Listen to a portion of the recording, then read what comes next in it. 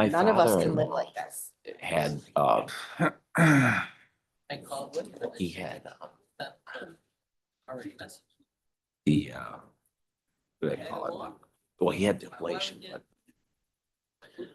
forget the name of the, just, where we have the. Arrhythmia. Yeah, There's like a couple different types. Same thing you have to watch. Sometimes he wouldn't even know.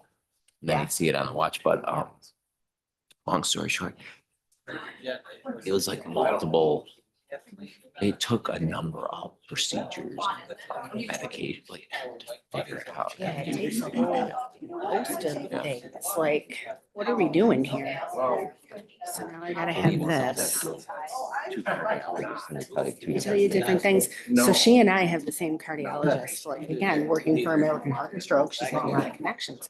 We've had the same cardiologist for years and years. I got. Okay. Okay. February 12th. Yeah.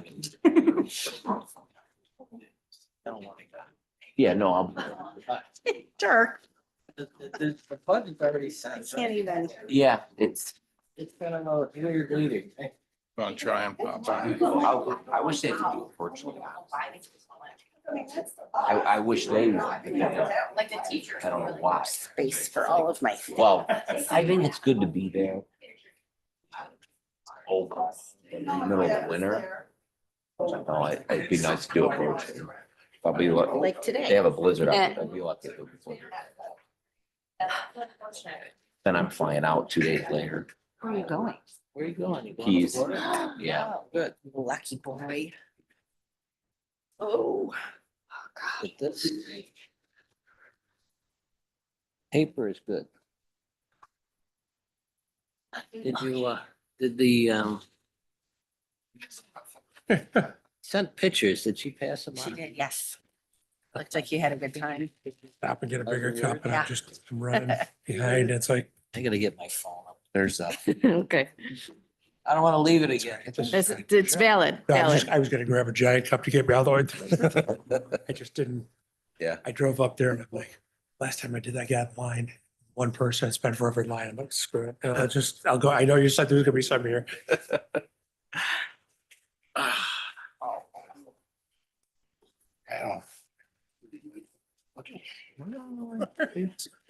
All my emotional support beverages. double. We were encouraging. This right here is actually Well, what and that's- ADHD looks We like. wanted them to A hear. middle-aged woman. I went to the Which- middle school. Well, Amy, yesterday. They look, had the, she has the same thing, like multiple uh, beverages. Oh, yeah. breakfast champion. Gotta have my coffee, you were then I gotta have my telling me. water. Right, It's fine. right. They're gonna do one- That's what you were trying to tell yourself. Yeah, I only drink 1 cup of coffee a day. Well, criteria? So if I have more than Yep. one, like, Which is what? Yeah, I I'm can't not like sure if they- sure. I shaking know and. it. yep, For I can't do it high school, either, was like so. What you told me the other night. My water. Lower than. You know what? 5-hour energy, Lower they than I still would've make. thought, too. I don't think we did either. Stars. No Let's not way. talk about like a birthday. That is. They had a couple other qualifications. You know, I have for a. that. working with those, Actually work with it today, but she's like, cause I. Yeah, they're doing it You once a might. quarter. They put sixth and seventh graders. They bring Have in any other other than caffeine? eighth You graders. need one of Yeah. them. And Yep. Monday morning by themselves. If you're Yeah. doing multiple a day, then And what that's. the kids get so excited. Yeah. Dr. Janustri? Matthew's dad. Yeah, I'm working on it. It's Yep. okay. It's painful. I'm actually. This time they, Kelly Crawford's around. She's like, gonna find it in hand. I just want to make sure Put it we're, out. I When wish I'm it going to wasn't bed. that way. She just have made donations. Last time we were sitting about a couple. We're good. Okay. Yeah, amp it up a little. They had I 15 like that prizes or idea. so from each grade level. Especially if I'm not. Gift cards and houses and a bunch of Well, boxes, and groups of you candy know, and it's stuff like like that. food, food out. Did yesterday, I couldn't Yeah. figure out what was happening. They will Why come. on the Sesame Street. Mo was mad at you. Did you see this? I'm like, I don't understand what's going on here, so I had to look it up. Elmo was mad. That's why I said our And I'm like, PTA. what is this? Why? Because he wasn't involved in Elmo's the pet rock. video. I don't No, see Elmo's anybody pet from rock. Well, Rock. Jonathan, Yeah. Which everyone tries to treat like an. Dad's going actual home pet. today. He's like, no. it's a Staying rock. home, He's yep, adamant yep, over the so- years. Who's- Touched it with my son. He's How like is- adamant over the years. my sister's that bringing Rocco them. was a She's rock. gonna stay for the week. So in Could he have Taylor's picked a colder day? rock and she takes it out. Drink. Well, he's always kind of been a pain, you know. So food in the house, Something like Yep, this, Taylor. yep. How We dare talked you. about that yesterday. likes, Yep. protein. Social up his media, I was like, protein, ugh. There's a lot of things you gotta understand to Yeah. get this joke. It's just, don't expect. But yeah, them that's the today rabbit hole. now to That's be a exactly the kind Spitfire of rabbit because hole. Like, this I is a don't new care about envi- any of this. Why am I looking at it? Yes. How long have we Like, been yes. in institution of summer? September. Yeah, Yeah. suddenly, So this is new. 20 minutes later, I'm watching it. He's excited that Oh. he thought so yesterday. I'm so glad. Yeah. How did Yeah. I You get got him here? there, Right. though. You got him there. Surfing. What a road. Surfing. Yeah. Remember, that's what they used to call it, because that's exactly what you do. You go from thing to Is everything thing. you need on the first floor? It's terrible. Yeah. Well. I used to be he's a doing night really owl, well but upstairs. Oh, good. the only time we get anything done when you Wow. have kids. How about in the Like, all tub? over y'all. Yeah, shower, he's got a Sure, shower. okay, yeah. so do you have somewhere for him to sit Oh my before, so he doesn't fall? Don, would you Are like we to ready? get started? All right, we're gonna call the meeting to order. Can you please, everybody please stand for the pledge of allegiance? I pledge allegiance to the flag of the United States of America and to the republic for which it stands, one nation, under God, indivisible, with liberty and justice for all. Hey, roll call. Mary Ann, Here. Scott, I'm here. Amy, Here. Dirk, Here. Danny, Here. Brian. Here, I am here. May I have a motion and a second to approve the roll? so moved. Second. All in favor? Aye. Aye. Okay. Budget session. All right, I want to say thank you to the board for assembling on Saturday morning. This is our first look at the budget with the information that we've been provided so far through everything from the executive's budget to BOCES. And we're kind of ready to move into budget season and have successive budget workshops until we get to our vote in May. I'd also like to welcome our friends, our administrator friends that are in the audience today. Really appreciate them being here. We've been working hand in hand to try and disseminate information, answer questions, collaborate on the budget this year. And it's been going, we've been having a lot of good conversations, including one yesterday at our cabinet meeting. And so their input has been vital and will continue to be vital throughout the rest of the spring as we get closer to our May vote. And so without further ado, I'm going to turn it over to Mr. Feldman to go through our first look at where we are with our numbers and the budget. Good morning, everybody. Morning, man. This is, as Dr. Genestri said, our first look at the budget. You guys have been through the drill before, but what we'll do is we'll walk through both the revenue, a timeline process, the revenue, and then the expense side. And if there are any questions along the way, please just either throw something at me or raise your hand, and I'll be happy to answer the questions. I would just echo what Dr. Genestri said about the Shasta team. We took a little bit of a different approach to the budget season this year and did it more collectively rather than departmentalized, which was a help, quite frankly, from that standpoint. And as you'll see, there are some decisions that we'll need to make, and we'll need to make those together.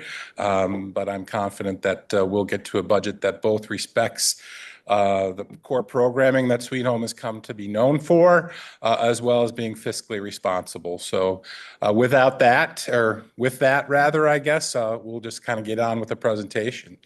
The timeline for the budget process, a couple of things here to note that we do need to do our final tax cap calculations to New York State. Our deadline there is March 1st. 2026. We're going to have to talk about that this morning, about the tax cap, where we presently sit, and then the impact of bus purchases against the tax cap. So I'm going to ask that as we get into this, that you start to think about the tax cap and implications of some bus purchases on the cap and how we feel about that. School board candidate nominating petitions are due by April 20th. We do have one seat. The seat of Mr. Belanti expires on June 30th of 2026. So we will have one seat up for election come May. The last date for our BOE to adopt our proposed budget by New York State regs is April 24th, 2026. We need to submit our property tax report card by April 27th, 2026. We have to have a required public hearing on the budget between May 5th and May 12th. Ours is actually May 5th, so we fall in that timeline. And then again, the annual budget vote and school board election will happen here in this room on Tuesday, May 19th, 2026, between 7 and 9 a.m. PM, sorry, 7 to 9 p.m. So this is kind of a look as to what we've done thus far in terms of the budget. Dr. Genestri said, we're in budget season. We're never really out of budget season. That's true. From that standpoint, but the budget development season is upon us, and you're going to see today where we stand in terms of the executive proposal for state aid, what our initial property tax calculation looks like. We have, as we've mentioned, we've met with the administrators and department heads to review all of their budgetary needs across the district. We did have our initial BOCES participation meeting about a week or so ago from that end of things. And then we've talked about with our financial aid advisor, particularly on some things surrounding some legal settlements that you are all aware of. So that's happened in January and into February. Today is again our first budget study session. What I will say is that it is what we've traditionally tried to do is a program maintenance budget, meaning that we've left everything kind of level as to where it currently is and give you a kind of a snapshot of where we stand from that standpoint. So we've not added or subtracted anything from the budget. It is strictly a program maintenance budget. And from there, depending upon where we stand, we'll have to have some conversations about what might be a priority for the board and or the district team. From there, we'll take your feedback today and go back to work, and with any further information that we get between now and May 10th, we'll give you another look at the budget on May 10th at your study session. Same thing, we'll have another month or so to kind of revamp and review and revise. And we will present likely the final iteration of the budget to you on April 14th. And you will adopt, hopefully, the budget on April 21st in time for our May 19th budget vote date. So as we build a budget, what we try and do, again, this is a slide that you've likely seen before, but we try very hard to establish some boundaries. Again, from a programmatic standpoint, we want to look to maintain the Sweet Home core programming that our community has supported for us forever, what we've become known for in terms of that. We need to be fiscally responsible. We need to create a budget. Historically, we've created a budget that falls below or at the tax cap. And then from a fiscal standpoint, we do need to talk about how we use the tax cap. Maybe a potential tax cap override if the district feels as though that is necessary, and potential use of reserves, if at any. If you remember back in September or October when we presented to you the reserve balances and the reserve usage for the district, one of the strategies that we suggested going forward is that we look to build future budgets without using reserves to close budgetary gaps. We've had some tough budgetary years the last 3 years for various reasons. The teacher retirement incentive in year one, we lost about $700,000 in aid from the time you approved a budget to the final budget at New York State 2 years ago. And then we've had some significant cost increases relative to contracted transportation and special education out of district tuitions, amongst other things. So we're going to work pretty hard, I think, to build a budget without the use of reserves, and you'll see that today. And then on the revenue side, we'll give you a projection of where we think state aid is based upon the governor's executive proposal and some updates that we've heard the last couple of days. We'll take a look at tax receipts. We'll talk about other income, specifically around some of the higher revenue streams from that end of things. On the expense side, we'll have to take a look at going forward. Again, this is a program maintenance budget, but Dr. Genestri and our central office team, along with our administrators and supervisors, will take a look at, over the next month or so, enrollment and staffing, and build a staffing plan that fits within the parameters of the budget and report back in March. I don't know if you want to add anything to that, Dr. Genestri. Yeah, we'll have some work to do on that. So far, it's hard to tell as the numbers continue to come in as soon as yesterday, where we're going to be. But there are 12 retirements but Mr. Feldman built them back into the budget. So that's an area that we're going to look at in terms of staffing, but we've definitely got some work to do there. So we'll take a look at salaries and benefits for those folks. And then lastly, we'll look at some of the major budgetary expense impacts over the last year and going into the 26-27 school year. So at the end of today, we'll give you a bottom line as to where we are. We'll talk about some of the things that we've collectively talked about at the district level with our administrative team in terms of additions, not from a staffing perspective, we'll save that till March, but more from a materials, supplies, curriculum type thing. And then we'll have to talk about some of your priorities and goals as we move forward. So for today's session, again, we'll present a program maintenance budget with our best estimates to date. Actually, some of the estimates that you see on this presentation today are already out of date based upon some information that we got yesterday. But we'll share that with you. We'll project revenues and year-over-year comparisons. We'll talk about the tax cap and/or use of reserves. We'll isolate major expenditure increases from the present school year. We'll discuss the impact of retirements and the potential impact to 2026-27 staffing. And then we'll review our administrative team and department head priorities as we go into the budget. And then we'll have a conversation about what your priorities might be. So again, anytime you have questions, please feel free to ask. So on the revenue side of the budget, the four areas that impact the revenue side of the budget: state aid, any aid that we get from New York State, that includes basic foundation aid and all of our expense-driven aids.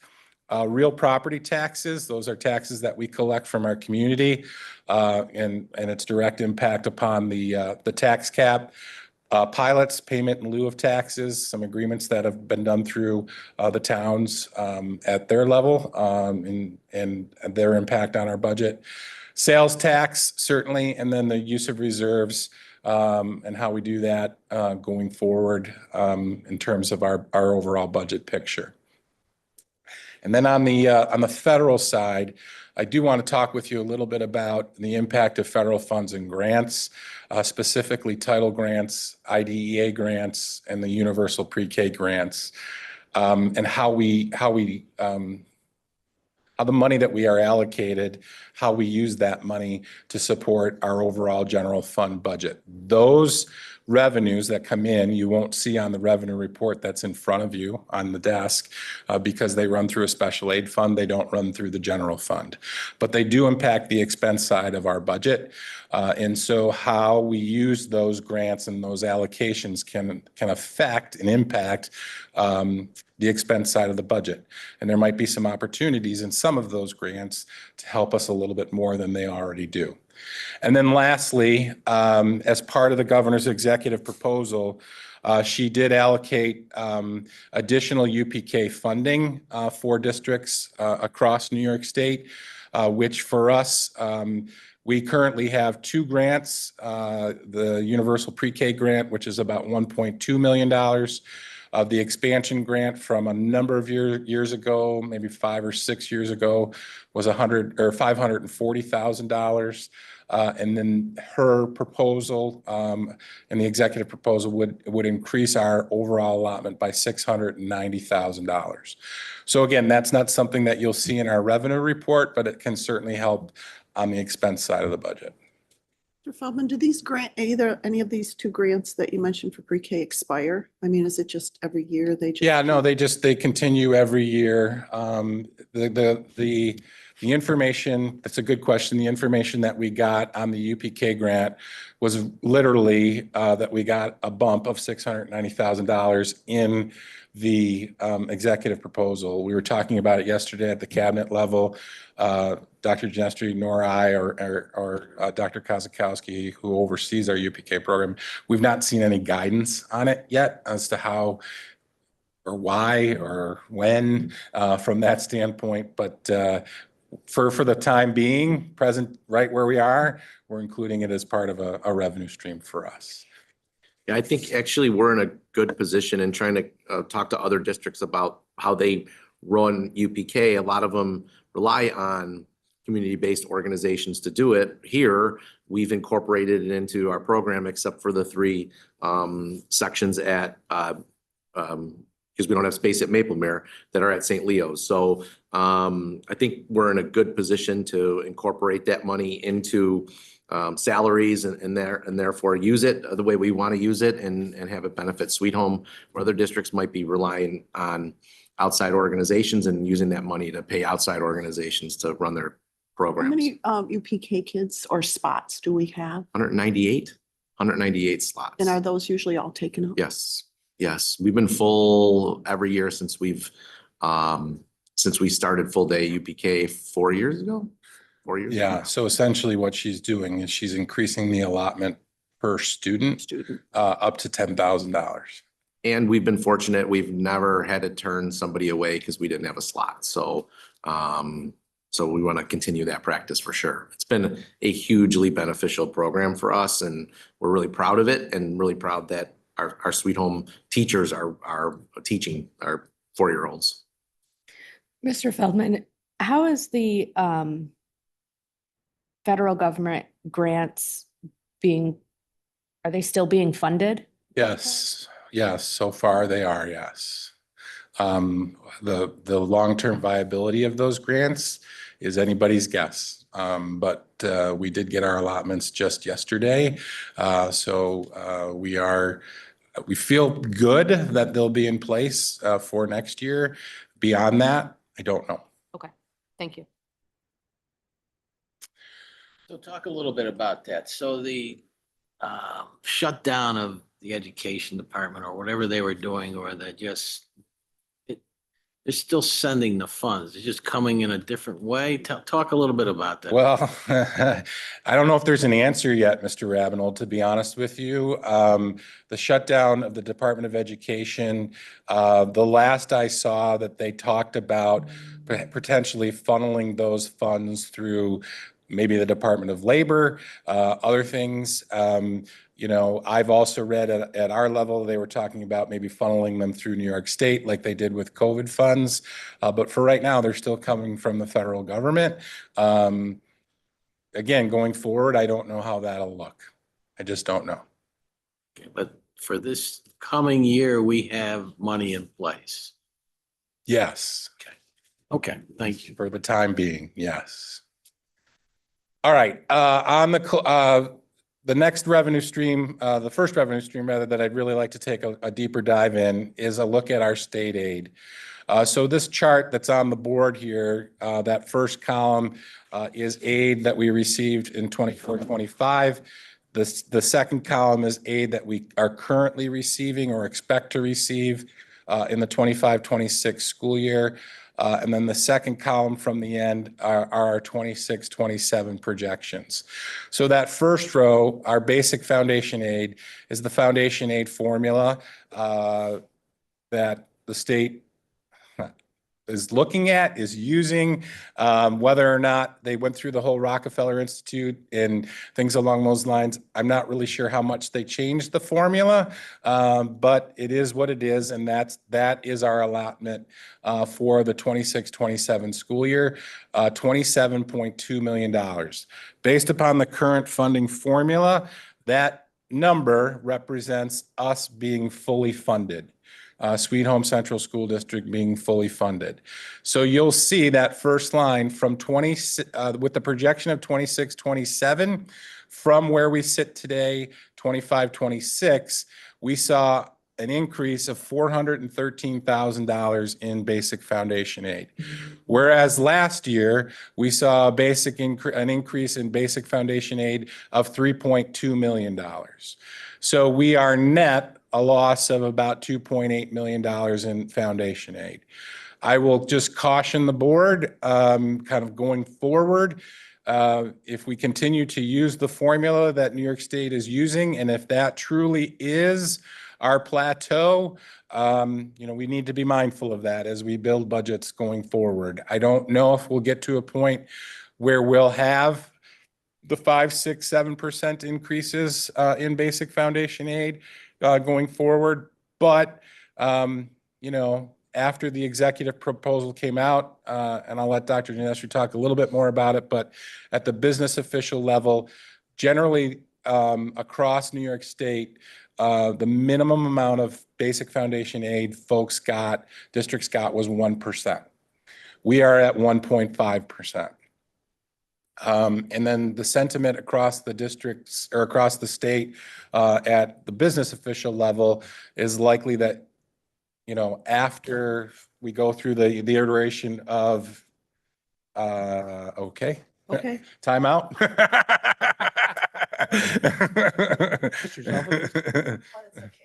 Marissa's running to.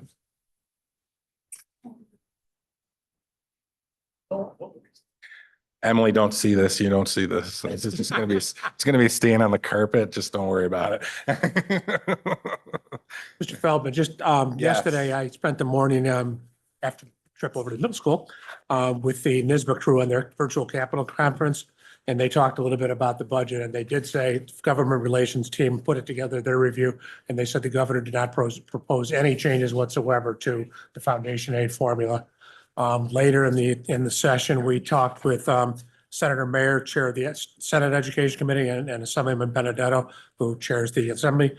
And they said that they were going to talk about them, but they didn't know if they were going to get anywhere with any changes. And it mostly sounded like it was going to be tweaks, like changing the percentages for like our L's might get a little higher percentage or, whatever the numbers were, but they didn't sound real positive.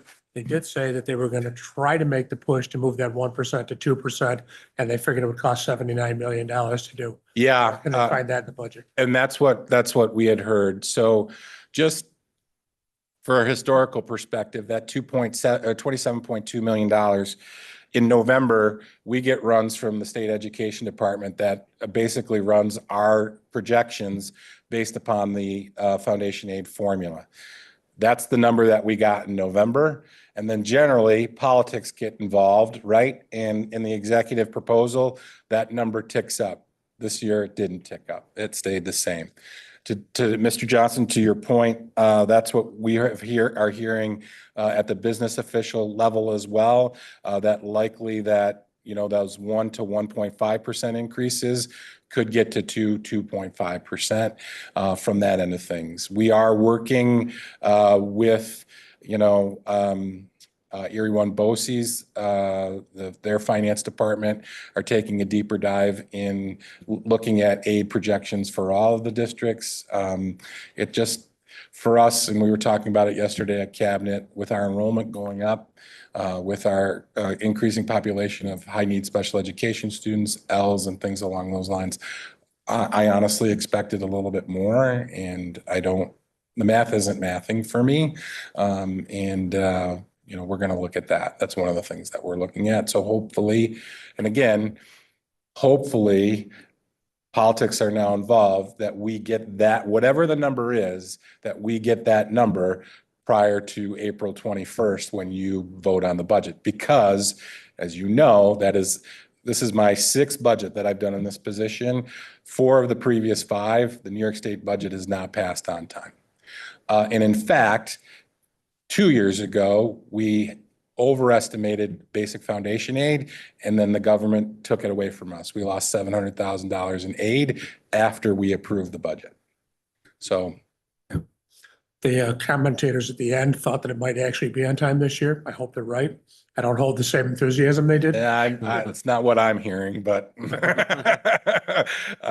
Mention again, with the 1%, that there was 461 districts across the state that got hit with the 1%. yeah, So I'll hold we're not my- alone in being down low, but I'll hold my breath and see what happens by Not too April long. 1st, so. Don't, we need you.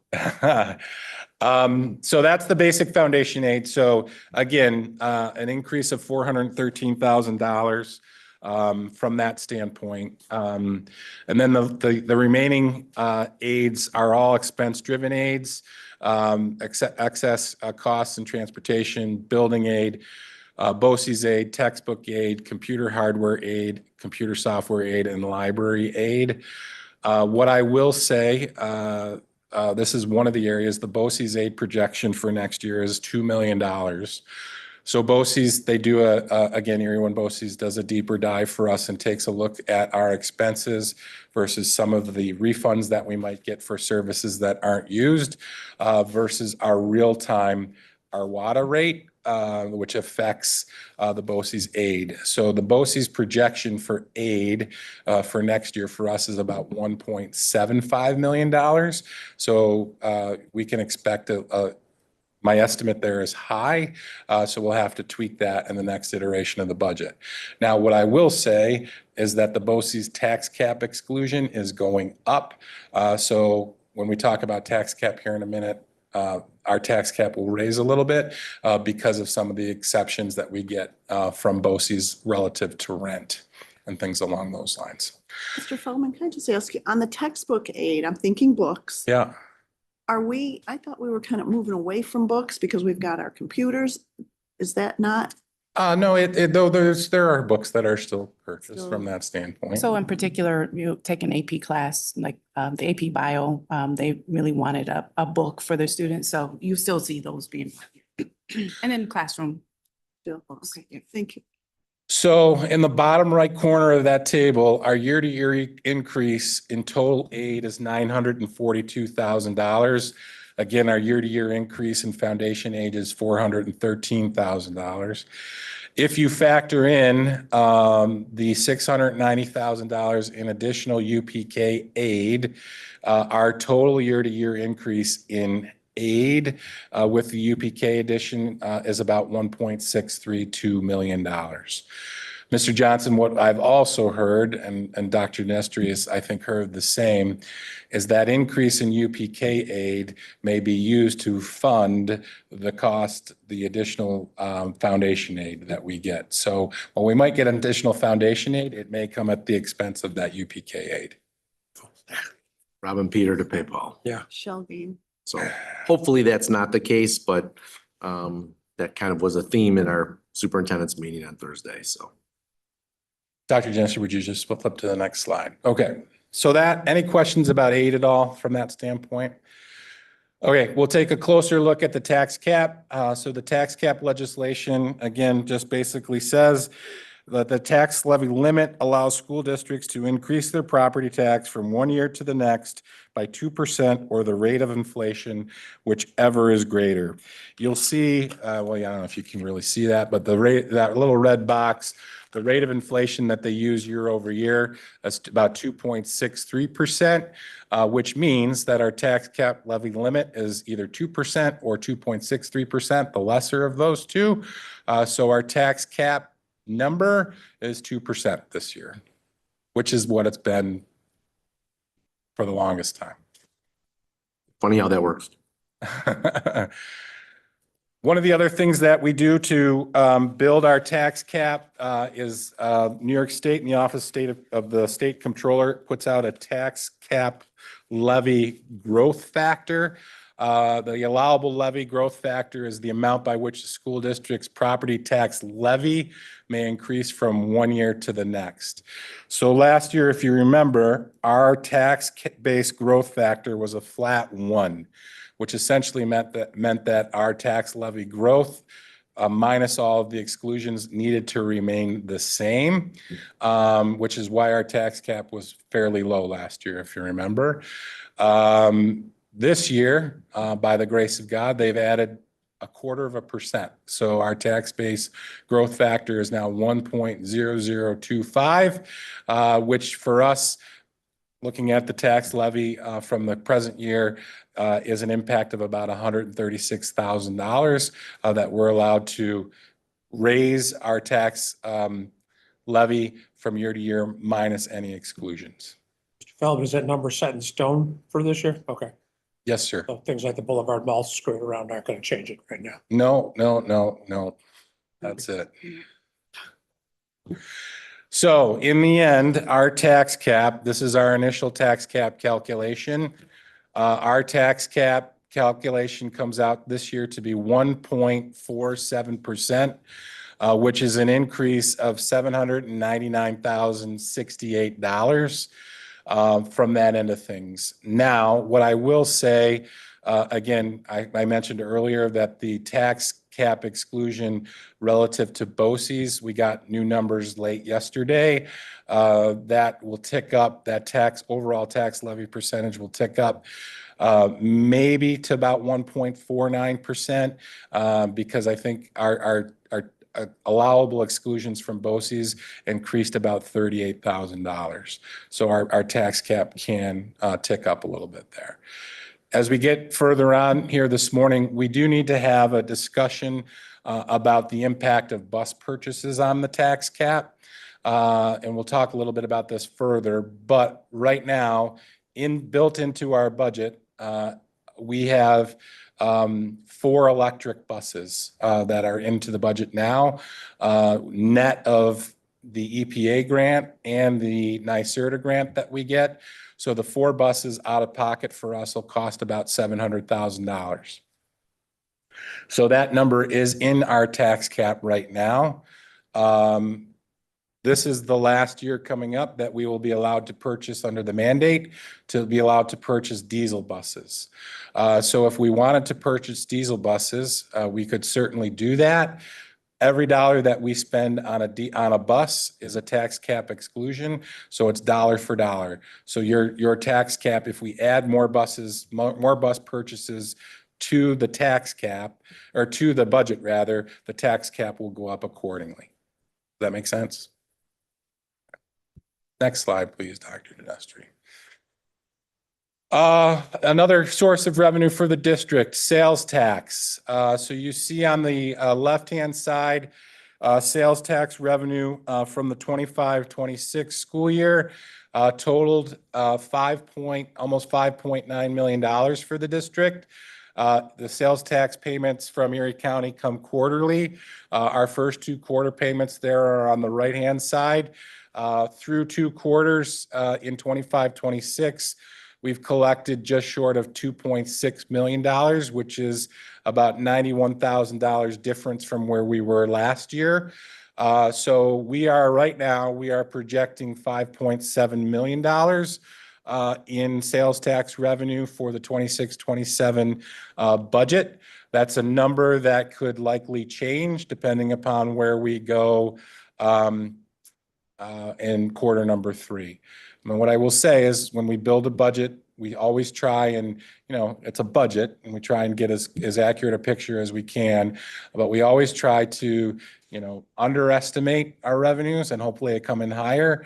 And on the same side with expenses, we try to overestimate our expenses so that they come in lower, because that money, any surplus of that money helps to build fund balance year over year. So these are some other categories from the revenue side of the budget that I wanted to draw to your attention. The first column on the top there is our overall reserve usage. Last year we used or budgeted, we actually used more because of some of our expenses, but our overall budget, we budgeted $645,000 worth of reserve usage to close budgetary gaps. You'll see in this budget, I've significantly decreased that down to $125,000. So year over year, that's a decrease of $520,000. For pilots, we have in our budget now, $557,000. We've gotten information back from the IDA that we expect to be around $750,000 this year, which is an increase of $193,000. And then as we've reported to you over the course of a couple meetings, we've done some things with our investment strategies. We've worked with 3+1, who was an investment broker for us to help us with interest earnings. And we've seen some significant improvement. So we think that we can get to a point where we realize more interest earnings than we are presently for an increase of about $145,000 year over year. And that's something that we'll take a look at as we get into it, but we feel pretty good about what we're doing and the help that they've been able to provide us from that standpoint. And then one of the things that was in the budget this year as a revenue source, we've been fortunate to add some UPK integrated classrooms, high-need special education UPK classrooms into the budget, and we get funding back for those kiddos. We had estimated that we thought that we would get to a point where we could realize some cost back to the district in the neighborhood of $1.2 million. We just didn't get as many kids as we thought we would get. So, we've decreased that number down just about, actually in half, not just about, but in half. So year over year, these revenue streams, you see that our revenue streams are down about $780,000 from that standpoint. I feel very good about building a budget going forward without the use of reserves. We need to be cognizant of our reserves and to really honestly to you, we've had to use them as rainy day funds because of some of the expenses that we've incurred over the last year that just weren't budgeted for. So I'd like to maintain that strategy and not to use them to close budgetary gaps. Mr. Feldman, any building helping us here? Costco's not going to help us for this, is it? Like any of the new bills that we see going on, none of that's going to help us. Yeah, not significantly. I think Dr. Dinestri did share with you some bad news yesterday about the Boulevard Mall. We expect that we'll have to do some sort of a refund to the owner there, which would be significant dollars for us. Costco, the Dick's, the thing happened. Yeah, it won't be on the tax books next year because they're opening, but it'll be the year following. Yeah. So in totality, on the revenue side of the budget, we are booking revenues, including the tax levy of $107,111,730, which year over year is an increase of $1.535 million and a budget to budget increase of 1.5%. Last year, our budget to budget increase on the revenue side was 3.6%. So, kind of comparatively speaking, as to where we are. Before we get into expense side, any questions on revenue at all? Okay. So on the expense side, we'll talk about kind of known budgetary impacts and then the unknown for things that we just don't have information about yet. So what I tried to do is try to give you here anything really from a budgetary impact that would increase our expense budget by $50,000 or more from that standpoint, separate from salary information. Okay, these are just other budgetary lines separate from salaries. You have the salary information there in front of you in your packet. But these are other categories that just do have significant impact on our overall expense budget. The first being the district liability insurance. We have not gotten numbers yet. I've gotten a ballpark number from our insurance provider, Utica. We expect that to go up about $50,000 from $335,000 to $405,000.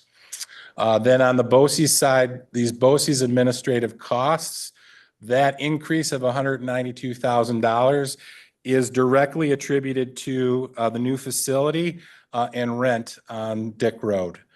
So that's rent. We will start paying rent on on that facility going forward. So that's an expense that will be with us for the while from that standpoint. But that is that increase is directly attributed to the new facility.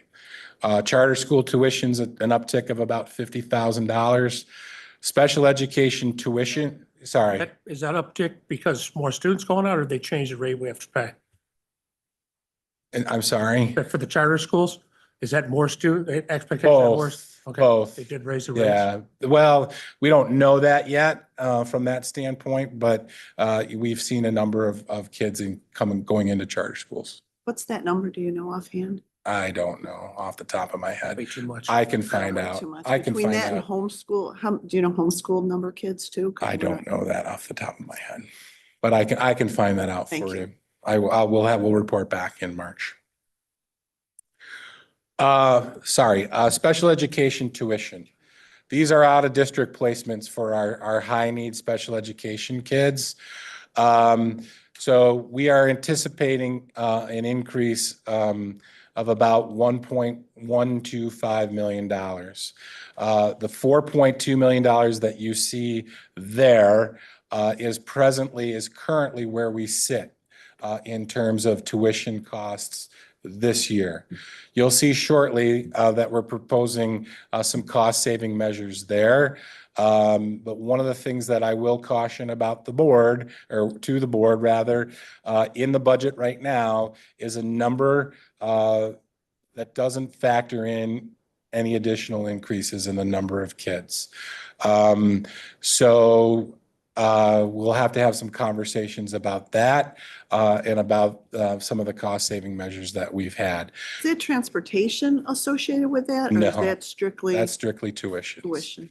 That's strictly tuitions. That number has increased over the last 4 years, over $3 million. So Don, you mentioned cost saving measures for this specifically that you're going to talk about at some other point. Is this that number No, or is this no, previous that's- to cost saving? this measures? is prior to cost savings. Okay, got it. BOCES occupational education, this is the BOCES programs that many of our kids go to. This is directly attributed to an enrollment increase in that. The number for the following school year is based upon the enrollment in the program on November 1st of the current year.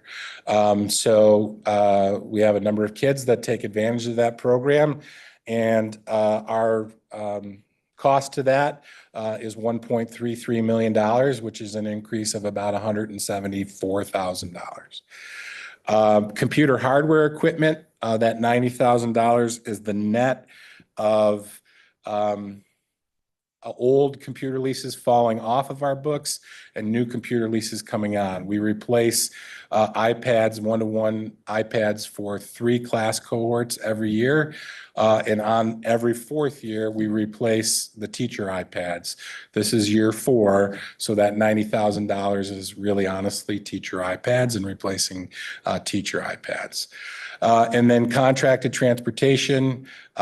This, Marianne, to your question, is also part of the transportation that we need to do for our special education out of district kiddos. And it's an increase of $500,000 year over year. It also includes contract transportation for our McKinney-Vento kiddos. We had a conversation yesterday. We've worked, and Scott and his team and I have worked very hard to bring back all the contracted transportation runs for our McKinney-Vento students in-house. Our McKinney-Vento student numbers have increased a lot over the last, honestly, 2 months. And we're at a point now where we can't continue to do it in-house. We're going to have to look to bring it out and contract out. We have, I think there's 2 families that are still waiting for transportation. Even with our contracted folks, we're struggling to find driving and transportation for them. And then Scott talked to me yesterday, that our McKinney-Vento liaison, Ms. Nowak and the Family Sports Center indicated that there's likely 4 more kids, that are coming to us. So those contracted transportation runs, obviously if they're siblings, it's different, but those are generally one-offs, kind of things. And that means that's a driver for every one of those kids. Are we getting any support from the state? So we get support from the county, albeit delayed support. If the child, a McKinney-Vento student, is classified as McKinney-Vento by Erie County and placed in temporary housing, we get dollar for dollar, we get transportation support on it. Now, the majority of our kids are not placed by Erie County. Once our McKinney-Vento liaison classifies them as McKinney-Vento, we try and work very hard. If the situation at home allows for mom, dad, grandma, whoever it is to drive the student to and from, we'll generally put them on a parent contract at the IRS mileage rate from that standpoint. But if they can't, we have to transport them. You know offhand our numbers of McKinney? Do you know, Beth, offhand, how many kids? We were in the neighborhood of 50. upwards, last I knew, we were up above 50. The number of students who are economically disadvantaged across the state average is up at 60. So it's a trend that's hitting the entire state. Continue. So that's a number that we've tried very hard to mitigate the increases, but we've done very well to try and get new bus drivers in, but that is even slowed for us. So we're struggling as our, the contracted folks to try and find drivers to do this. Do we partner with any of our other districts to maybe use one bus, or is that? We do sometimes on sport runs and things like that. The other, there was a while back where we couldn't get an after-school bus because we were short on drivers. So we teamed up with Amherst to go somewhere. We do, with some special education runs, partner with other school districts to help lower our Trying costs. everything we can. Yeah, we talk about it every Monday morning at 7 o'clock. I have a meeting with Scott to figure out how we're going to do these other McKinney-Vento kids. So it's an issue. And then certainly I don't want to minimize what those families are going through, but it's just, it's difficult for us.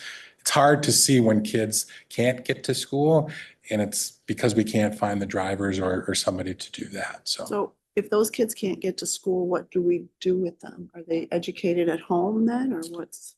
Fortunately, right now, we haven't gotten Right. that point right Right. now, but it's just gonna be more contracted runs, and finding drivers to do that. So, we're getting in the season where that number always kind of ticks up.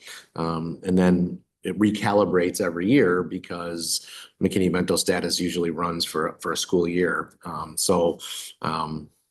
This is a trend that's been here since I've been in the district, and we're just gonna have to continue to manage it with contracted transportation. So can I ask a quick question about that? Does it have to be a school bus? Yes. It has, and the reason I'm asking this is because there are transportation services that are designed specifically for kids, like busy parents that can't. It's like Kid Car, or like even Uber. Like, I'm not saying we Uber our kids to school. They are not but- recognized by New York State Education, You have to and be 19A certified. we would not get aid back on it, and it's a huge liability issue. Yeah. Now, we've been talking about having parents, contracting parents to do these runs, but a lot of times McKinney-Vento, it's just not a possibility. So, we're digging Yeah. everywhere.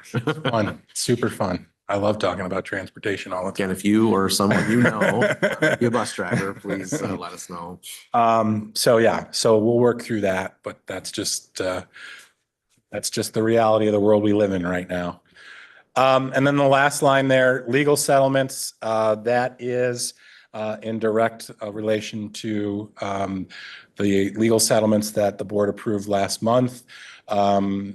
That's the bonding of that, and that's the expected debt service that goes along with that. That'll be over the course of the next 10 years.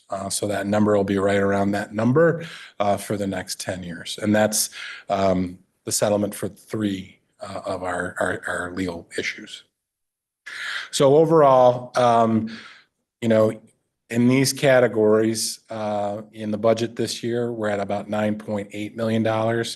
Those expenses in next year's budget have increased to $12.2 million, which on the expense side is a $2.4 million increase in just those categories alone. Is this the most it's ever increased? Or have we seen increases? Um, This seems like an awful lot. Yeah, I don't want to know if I can quantify that, but it's the cost of everything have increased exponentially from that end of things. You know, we're going to take, well, I'll talk a little bit about it, but there are some things that we're going to try to do or look to do to mitigate some of those things. We're going to have to take a long, hard look at our BOCES participation, things along those lines, but yeah. So again, on the expense side, these are, again, some of the known things that we know that I didn't delineate in the previous slide. Our SHE, our teachers, the collective bargaining agreement, they're obviously due an increase every year, which is 2% of an annual step increase plus their increment to go down from 1 step, which is a total increase depending upon where you are on the step schedule from 3.5% to 4%. Our administrative team does have a 3.5% annual increase. And then the bus purchases. So as I mentioned earlier, there are $700,000 in the bus purchase line in the budget presently. We have 4 electric buses that are due to come to us through, and again, that cost is net of the grants that we are to receive from NYSERDA and the EPA. But this coming year represents the last opportunity to purchase diesel buses under the mandate. So in order to kind of, I'm talking with Scott and trying to meet the evergreening schedule of our current bus fleet to kind of keep us in the best possible place for our diesel buses going forward while we try and transition to electric buses. Scott has recommended that we do 3 large diesel passenger buses, 2 small wheelchair passenger buses, and 1 just small passenger bus for a total, for the 6 buses for a total of $1.013 million. And we can talk a little bit about the impact on the tax cap going forward. What I'll say about this is we've been very fortunate on the electric side. We've been very fortunate to utilize and turn over every rock and couch cushion that we can to find funding from that standpoint. An electric bus, those electric buses have a sticker price of $445,000 a piece. We have $300,000 per bus in grant funding. So our net cost is $145,000, which, as you see, is under the cost of the diesel buses.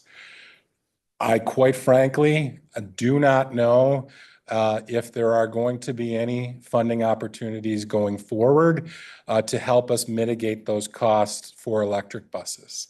Does that 700 include, I assume if we're adding 4 electric buses, you're going to have to add additional infrastructure for charging? Does not right there? include that, So no. is that going to be an additional cost? So that's a good question. We are in the process right now of working with Wendell. They're designing an 8 charging station right now off of the high school gym.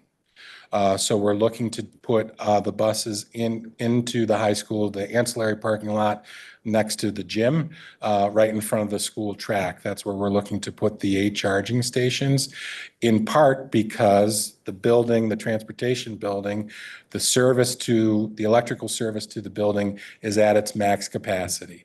So that upgrade, that electrical service upgrade is included in the capital project. So that going forward, we can add chargers to that facility. But right now, the only way around that is to work it off the high school and to put chargers in there now. So we are in review with state ed on that project, and hopefully we'll get that done over the summer and into the fall. Your question is, those chargers through NYSERDA, we want another grant to fund those completely. So those are not free of charge, but as free of charge as we can get from that standpoint, Just yes. On a side note, related again yesterday with Senator Mayor and Assemblyman Benedetto, they both said that they didn't feel there was any appetite in Albany right now for any discussions on changing that legislation yet.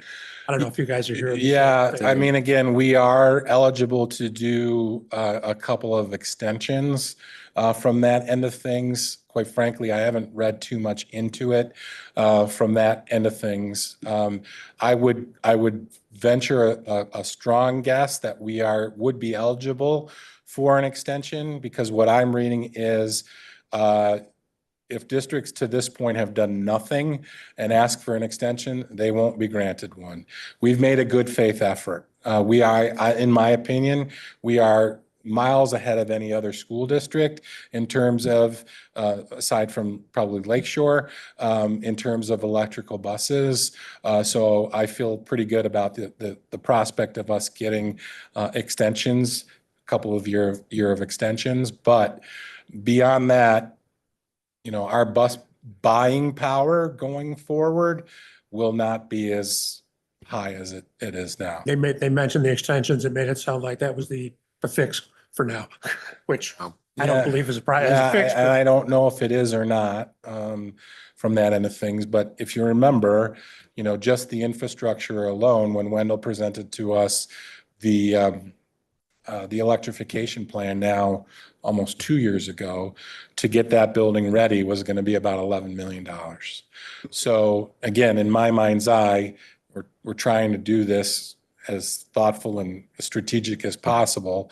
We're going to do the electrical upgrade in this capital project. I could see, if the mandate is still in place, I could see the next capital project hitting the rest of that to get us ready. 2027 is a big date. I think that's when it's all gonna really come into play here, when we're forced to buy, unless we get an extension, where we're forced to buy electrical buses, and then we're gonna have to see how the rest of the state reacts to that as we move forward. But to Don's point, I think we're miles ahead in the game. From everything I've read, we would be eligible for that extension if we need it. I'm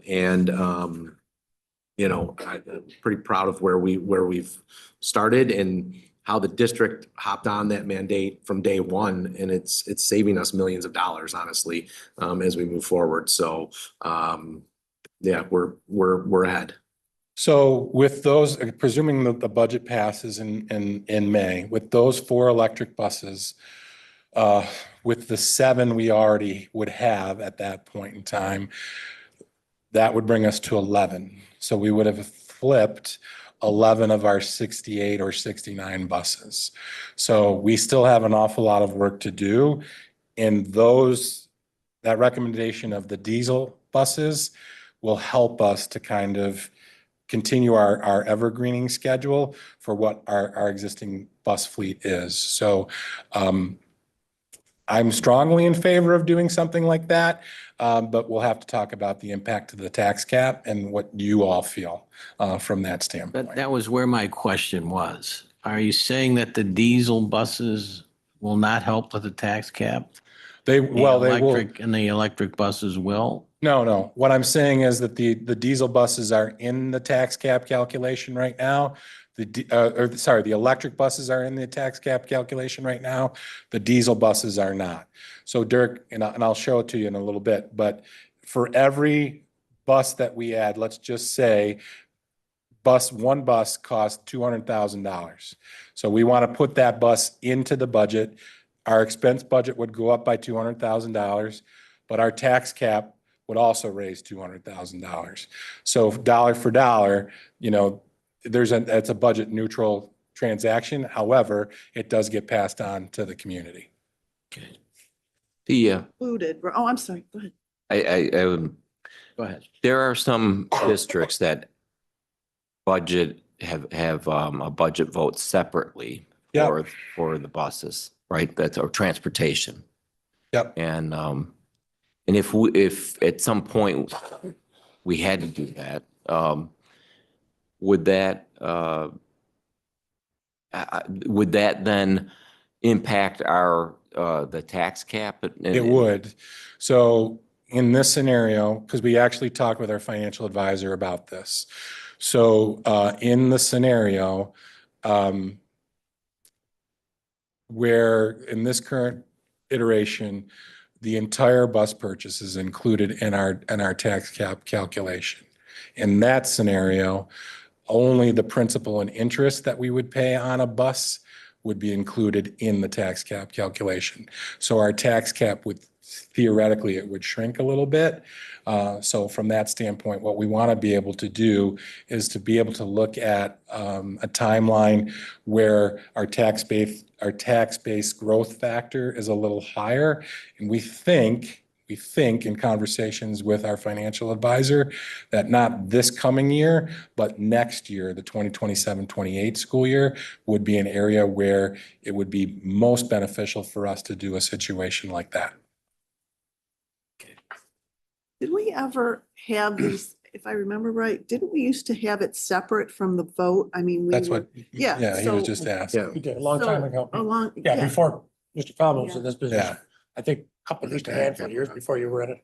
Yeah, it's been probably about 15 years or so since we've done something like that. That's what- But I think that, again, in this scenario, the entire bus purchase is included in the tax cap calculation. In that scenario, we're bonding for the bus, so only the principal and interest would be. In where we are sitting with the tax cap now, it's more advantageous for the district to do it this way right now. But we think in conversations with our financial planner and our advisor that the 27-28 school year would be more apt to do something along those lines. I will say this, we are gonna schedule a meeting with Matthews Bus to determine, if a diesel bus in 3 years is worthless, I'm not gonna recommend purchasing diesel buses because I don't want to lose those trade-in values. We've been able to trade in buses for incentives in the electric field.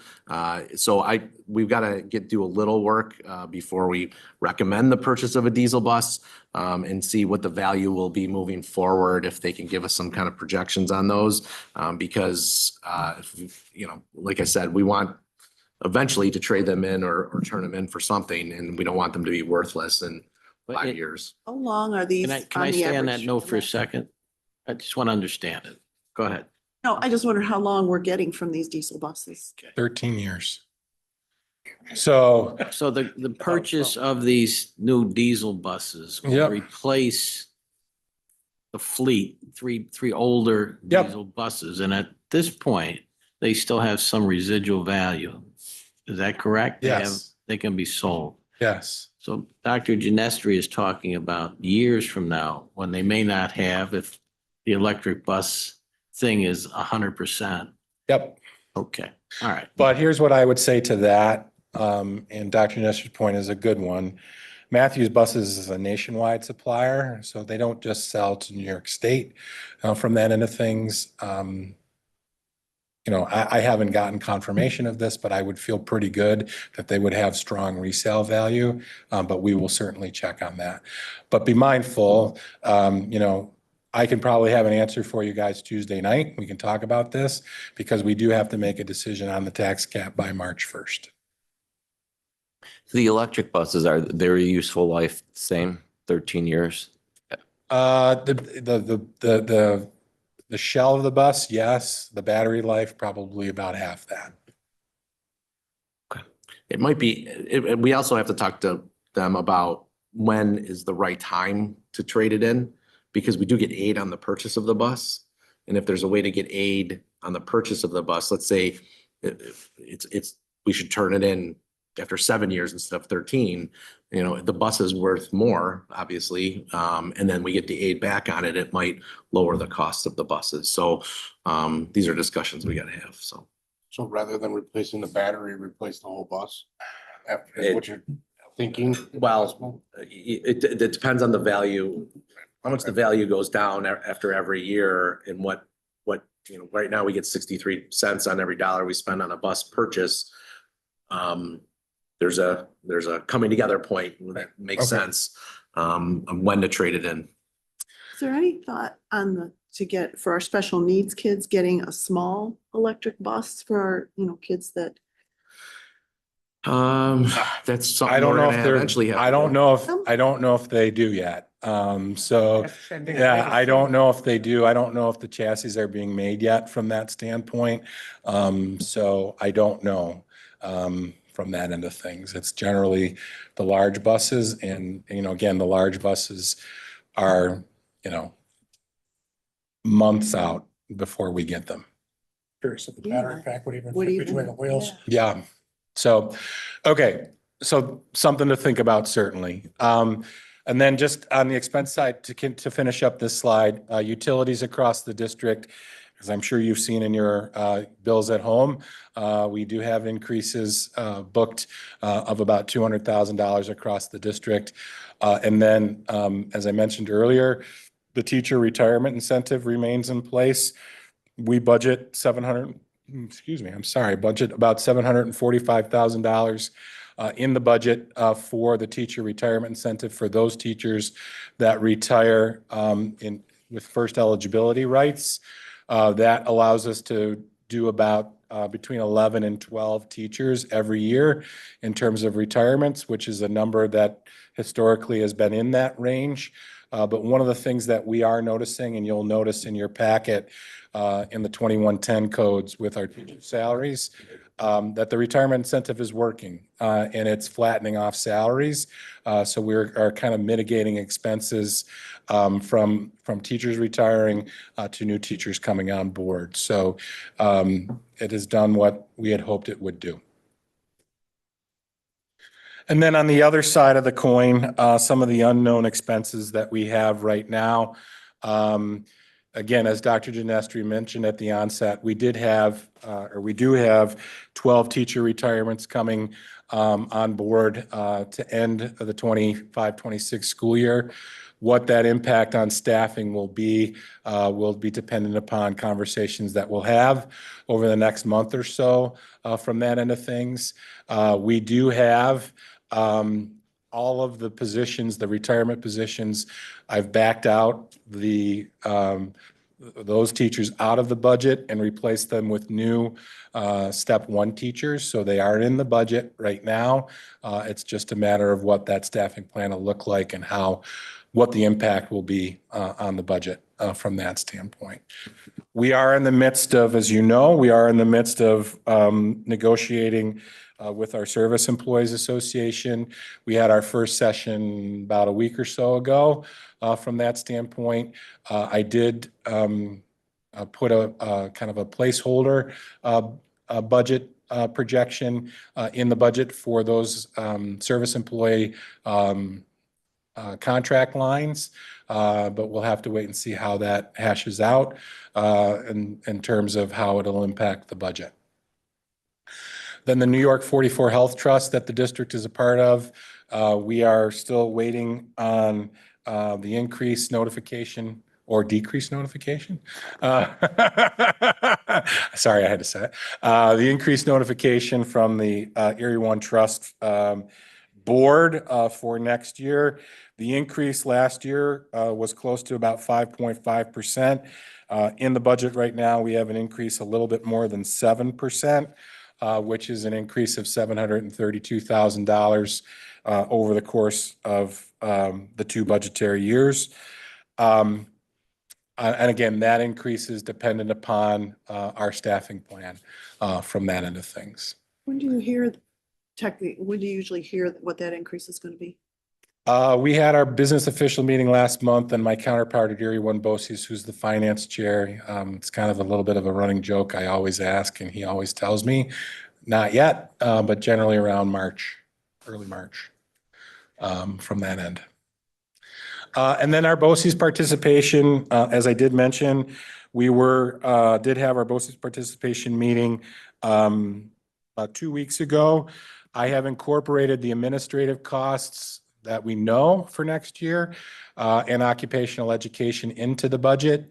The remainder of our 25-26 BOCES participation, the net of those two items is about $4 million. Our BOCES participation this current year is about $5.5 million. So we have $4 million worth of services that we are provided through BOCES and work with BOCES on that we'll go through as an administrative team collectively and make sure that it's something that we want to maintain or change from that end of things. And we'll have those incorporated into the next iteration of our budget projection for you in March.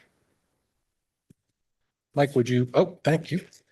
So this is one of the things that I wanted to talk with you about as potential cost saving measures going forward. So the first is the executive proposal on the UPK funding expansion.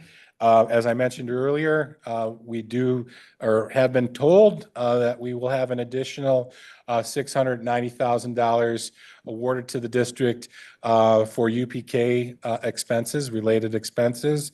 So what I've done is I've spread those expenses across salaries for teacher aides, the retirement and system contributions for those individuals, and for FICA. So you'll see those savings related there. I'll just touch on the retirement system for TRS, Teachers Retirement System. We got word that those contributions, we collectively pay now 10.3% on those numbers now. Next year, that contribution rate went down to 9.5%. The service employees, we are at, I think it's 16.3%.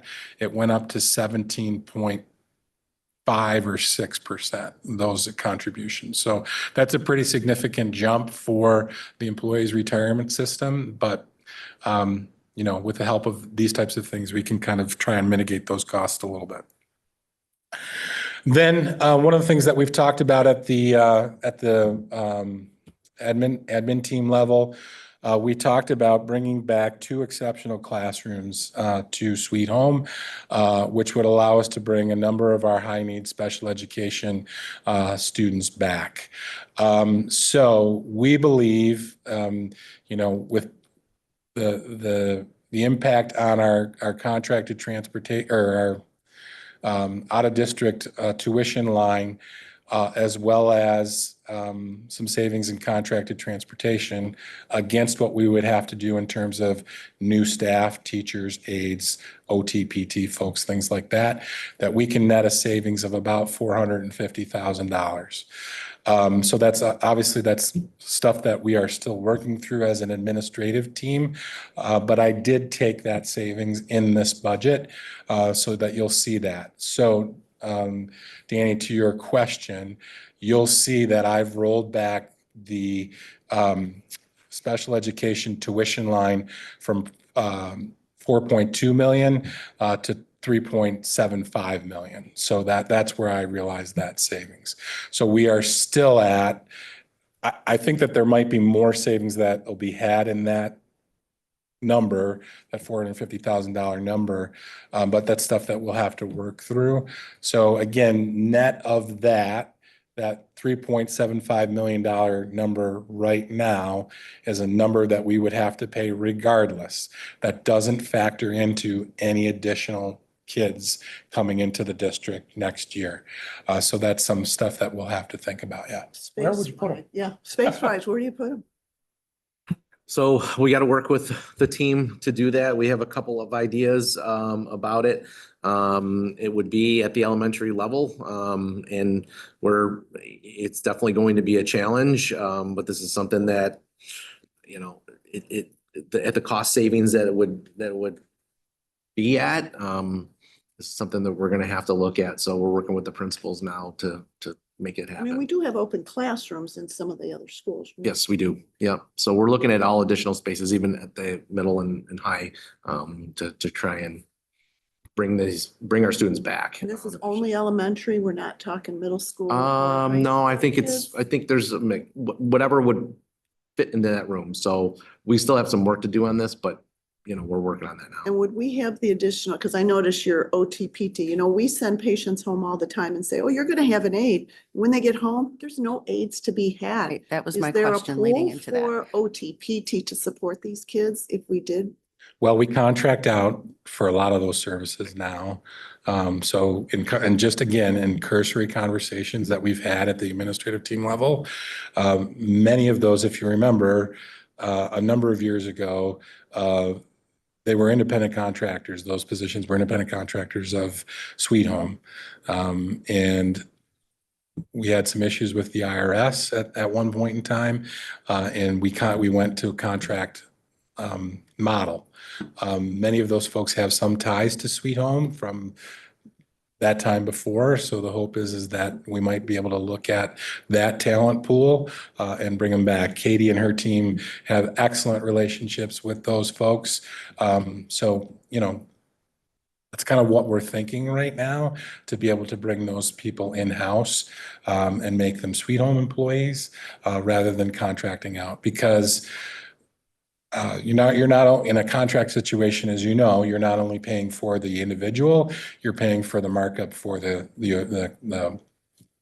company. Would we have an answer to that before we have to make a budget decision? Oh, yeah. Because I don't want to say, yeah, we're going to bring them all back and then we don't. have- Yeah, no, and then there's some impacts too that we'll have to have with our labor organizations here in the district and how that will look. But again, this is just kind of concept more so than anything else right now. I think it's an excellent idea. And I think if we can make it work. Lost the microphone. And we can make it work, I think that would be something that we would want to take a look at. So, sorry, No, go ahead. just in piggybacking off of what Don said, these are areas that we need input on. And so these are ideas that we had in here.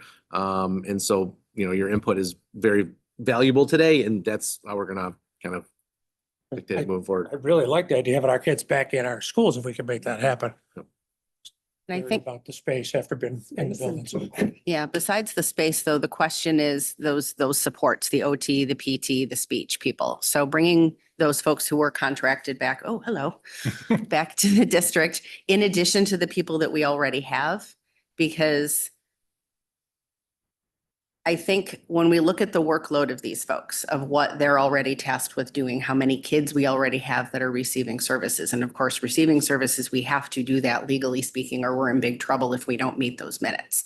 So my hope is that we're going to bring in enough people to do those supports to adequately handle all of that. Because I know when one person is missing, like at the middle school, like we had a speech person who is missing, the wheels fall off the whole thing. And then you got to bring in those folks from other schools to kind of sub in for those services, and then they're burned out. So Yeah. just making sure that we have enough of that kind of supportive staffing to go around so that we're taking care of those people, and that we're able to legally do what we need to do for our kids. Yeah, I'm confident whatever we decide that we'll build a good plan to be able to do that. Again, this is a concept right now because, and you'll see in a couple of slides here, we have to really find cost saving measures. And I think that this is a cost saving measure that is in the realm of possibility, realistic. And a win-win, Yeah, I believe. And yeah. will we be able to increase doing that after we've done our capital project and we have more space? Are we looking to kind of keep the momentum on that and bring more kids back? Well, that and the new BOCES facility. I know that's not back here, but we have much more control and influence over programming at that BOCES facility that's going to open in 27, spring of 27. So there is some relief, I think, in sight, which is good that we have a lot more control over than we do now in terms of programming and costs. Next slide. So one of the other things and the last thing that I want to look at and talk with you about in terms of potential cost saving areas is, again, our federal funding from that end of things. You'll see on the far left-hand column there, our title grants, our 611, 619 IDEA grants. In total, our total allocation across all of those grants is a little over $2.2 million. We have, in all of those grants, $1.7 million tied up in salaries for those folks. So this is really twofold, right?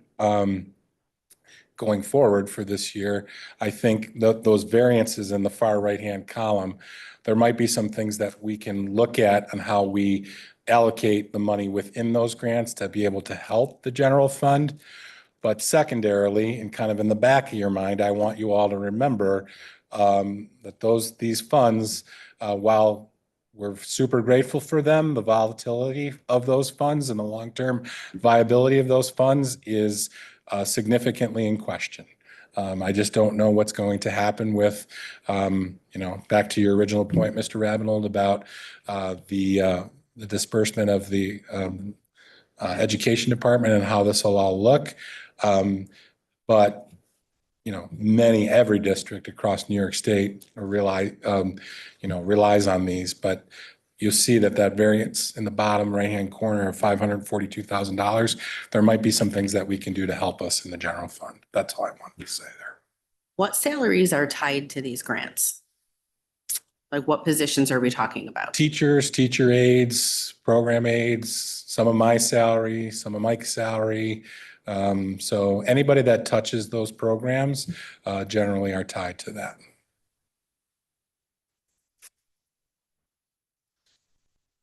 So in the end, this gives you a snapshot as to where we are presently. So based upon what I presented to you already, the 2026-27 budget budgeted revenues are $107,111,730, which is an increase year to year of 1.5%.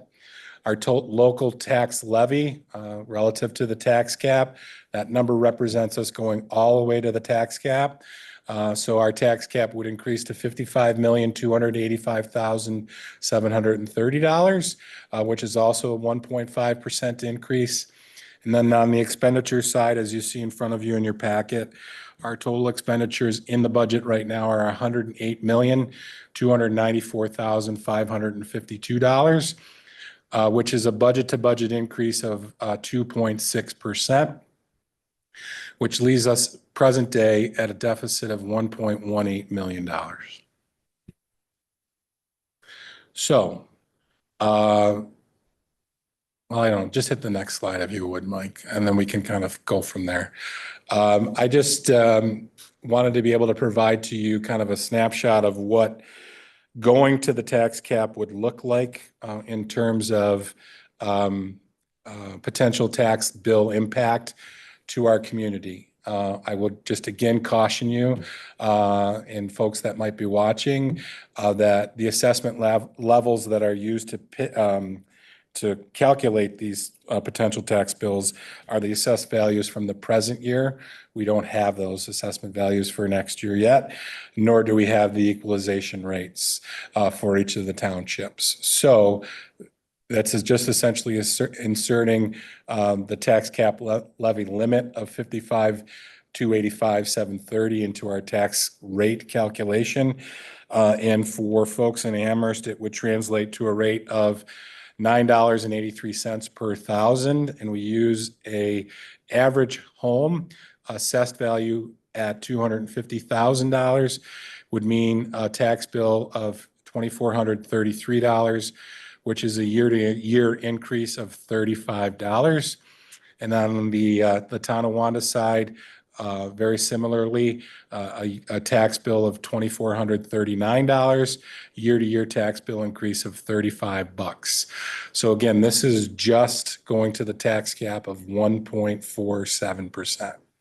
You hit the next slide, Mike. This is a program, 8-minute snapshot for adding the $1,013,000 in bus purchases. Okay. So if we add the $1,013,000 in diesel bus purchases, our tax cap, again, that $1,013,000 would go into the budget, the expense side of the budget. And then it would be a tax cap exclusion, which would mean that our tax cap would raise by $1,013,000 to $56,298,730, which translates to a tax cap of 3.33% as opposed to 1.47%. So in the end, this is just a tax bill snap, kind of an idea as to where it would be from that standpoint.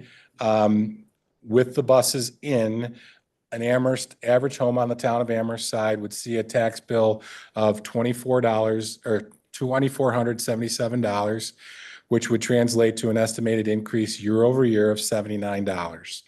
On the Tonawanda side, it would translate to a tax bill of $24.84, which would be an annual tax bill increase of $80. That scenario would get us the 4 electric buses, the 3 large diesel buses, the 2 wheelchair buses, and the 1 small passenger bus from that end. So I just wanted to be able to provide that to you so that you understood that, because there are some decisions that we need to make relative to the tax cap. And this is in addition to the $64 increase already for a capital improvement project. The $64 increase for the That's next year. the capital project will hit in the 27, Next year. Okay. 28 So school this year. is just for, okay. Mike, would you just hit the next slide? So as an administrative team, I just wanted to, these are some of the other things that, we need to talk about kind of going forward. And then we can have a conversation collectively about how the board feels from that standpoint. So, I'm sorry, Don, let me just go yeah, back, yeah, understand what happened Yep. here. The additional buses, okay, is that the deficit that we were seeing in the prior slide? No. Okay, so No. are we still at a deficit? we would still be at a deficit of the $1.18 million. Okay, thank you. You're welcome. Some administrative considerations as we go through and build priorities in our budget. Some of the things that were added on the list, separate again from staffing considerations. The administrative team, we have been talking about staffing and some of the needs at the buildings from that end of things. As we mentioned, Mike will kind of work through that next month. But from just an overall instruction and material supplies type of things, we do have some classroom library sets that are a higher priority for the district, some literacy intervention across the district, UPK materials. And again, that might be something that we can talk about inside of the UPK grant and that funding. Tier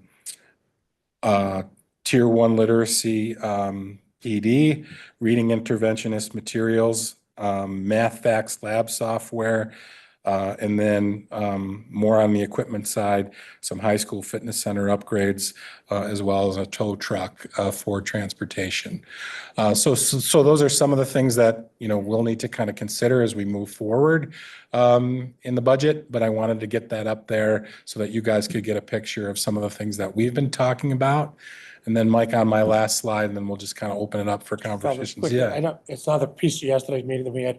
They said part of the governor's proposal for this year is a push for math instruction, like she did for literacy instruction. I'm assuming you guys have already heard this, but it's another push. So I see that there was a medium Okay. in there, but just so everybody's aware, she's proposed a push on math instruction. Yeah, and again, some of these types of things too, and again, I'm this is just kind of high level and what we've talked about, and we've not really gotten into the nuts and bolts of it, but there may be some opportunities there to look at what we do in BOCES participation to change some of the things that we do. So I'm not so sure as to what the impact to the budget would be at this point, but these are some of the things that we've been talking about as an administrative team. What do we need a tow truck for? I mean, obviously I know what a tow truck is for, but what do we do now versus? When our bus breaks down, we have one. We have one. It is 19 years old. So it's not, I don't want to speak for Scott because he's not here. Buses are far more important than that. Next slide, Mike. Please. Yeah, I know. So going forward, there are some things that we need to talk about. We need to determine where you all are in terms of the tax cap, and what you feel as though that you might want to do with the tax cap, relative to the budget, as well as the bus purchases. We need to work through, and, next month we'll present, on staffing. We need to kind of work this next month to work through the BOCES budget, and to prioritize needs from our district staff and our team there.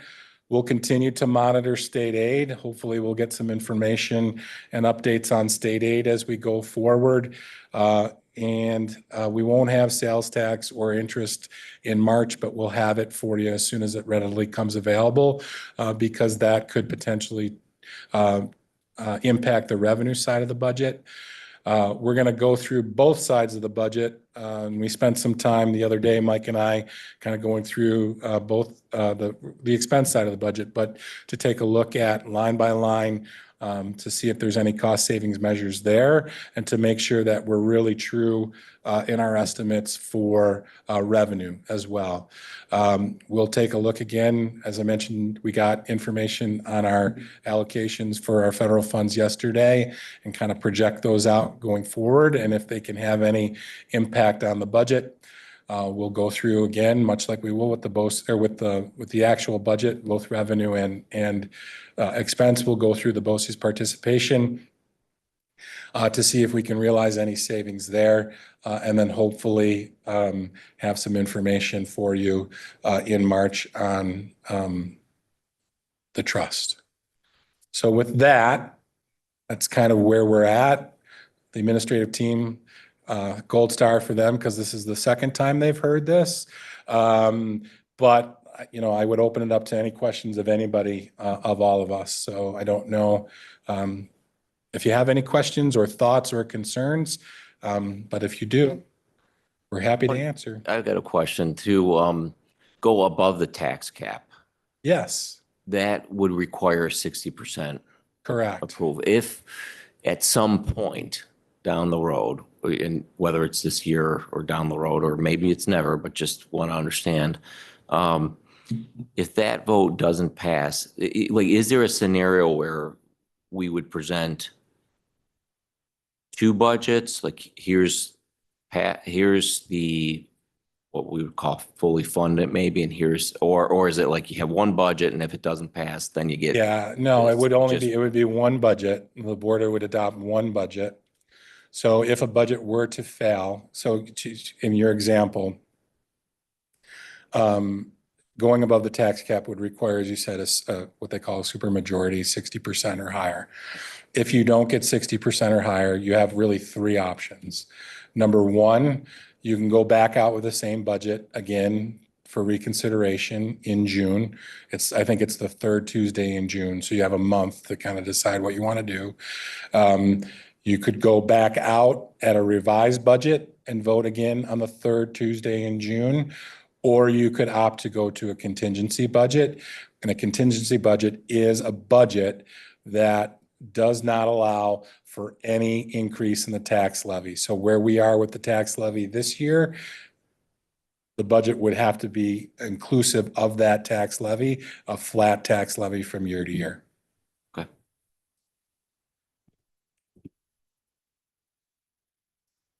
Yes, sir. You mentioned the federal funds and you got your numbers. Can I assume that those numbers are minuscule. We were told that Title I and IDEA got an increase of $20 million for the entire country.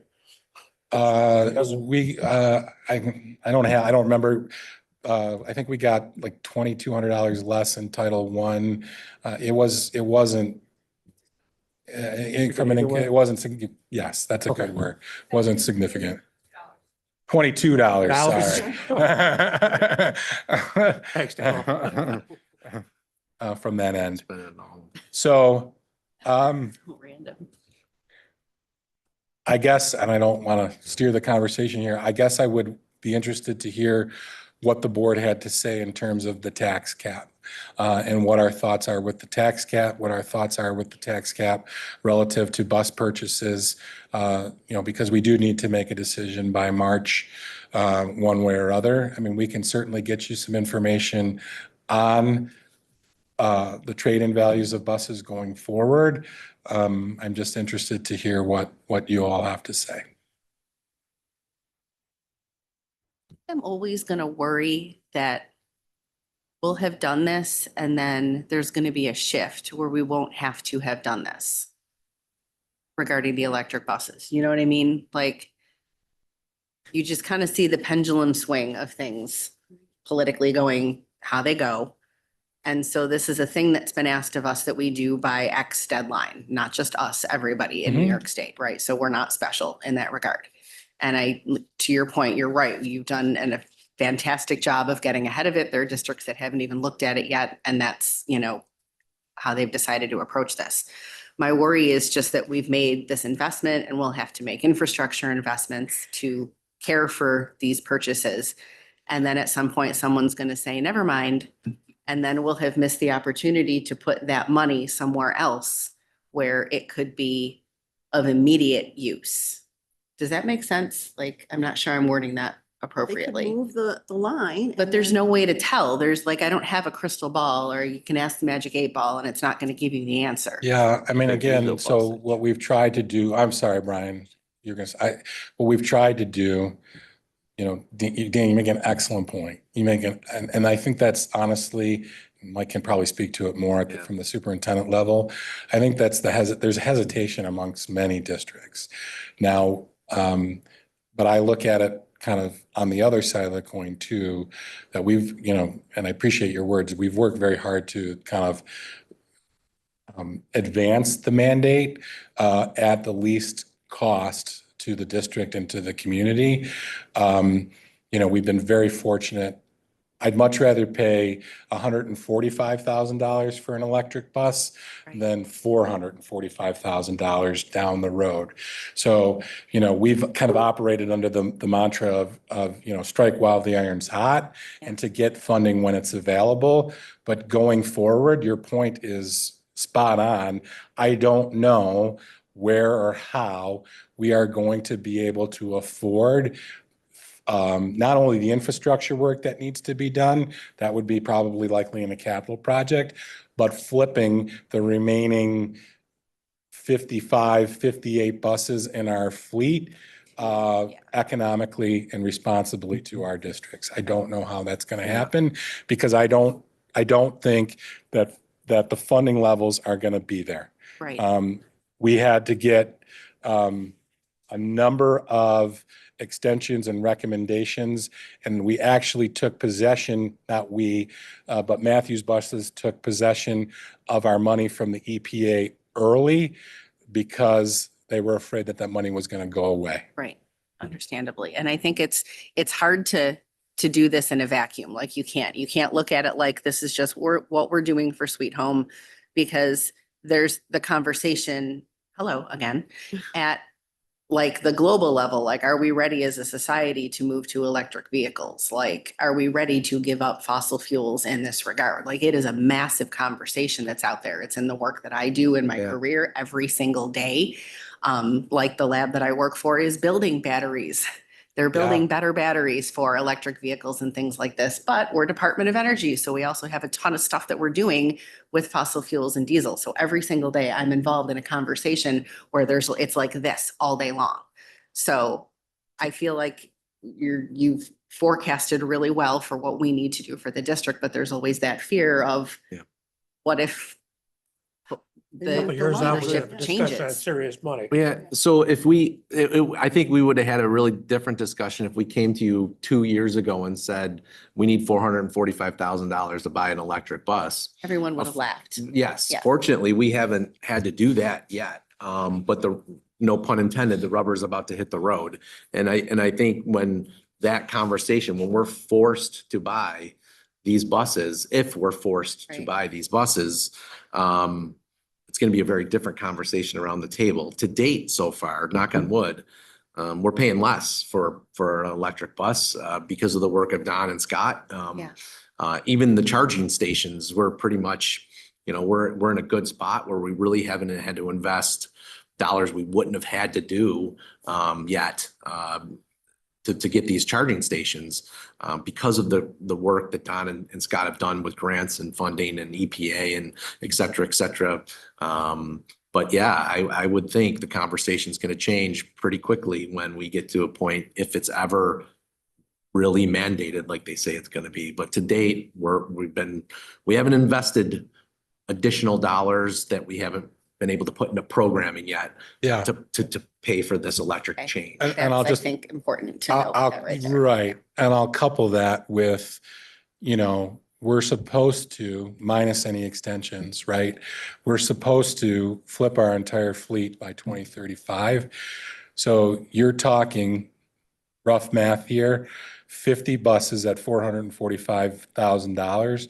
You're Plus talking $20+ million in Right. buses over the next 8 years that we're supposed to buy and flip.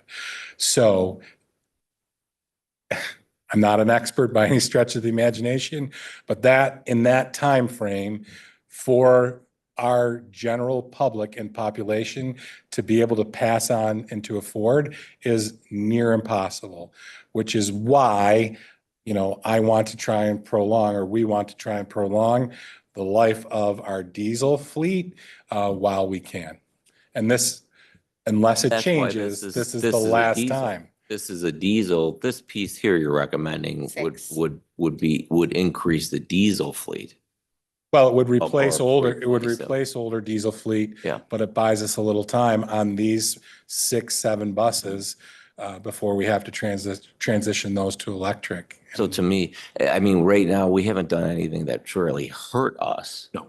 Right. And We're replacing buses. We would have to replace these buses anyway. and this issue of affordability, it's not just going to hit us, it'll hit every single 100%. district. So I think there's a bigger, as you said, a political discussion and will likely be significant pushback. The only thing that I pause at is that in going to school board meetings and standing up in front of districts to present on our plan, the pushback has been strong. I mean, it has been really strong. And it's the New York State School Superintendents, it's the New York State School Boards Association, it's every local school board association as well, about a pause on this or some kind of relief to the district. And the only thing I would say, what the mandate was put in the law 7 years ago, the only change we have seen is this 2-year extension or waiver that has been put into place over those years. The governor, I mean, she's pretty popular right now, and I think, it's an election year. All indication is that, she probably will likely stay in office. This has been something that she's talked about since the moment she's got in there.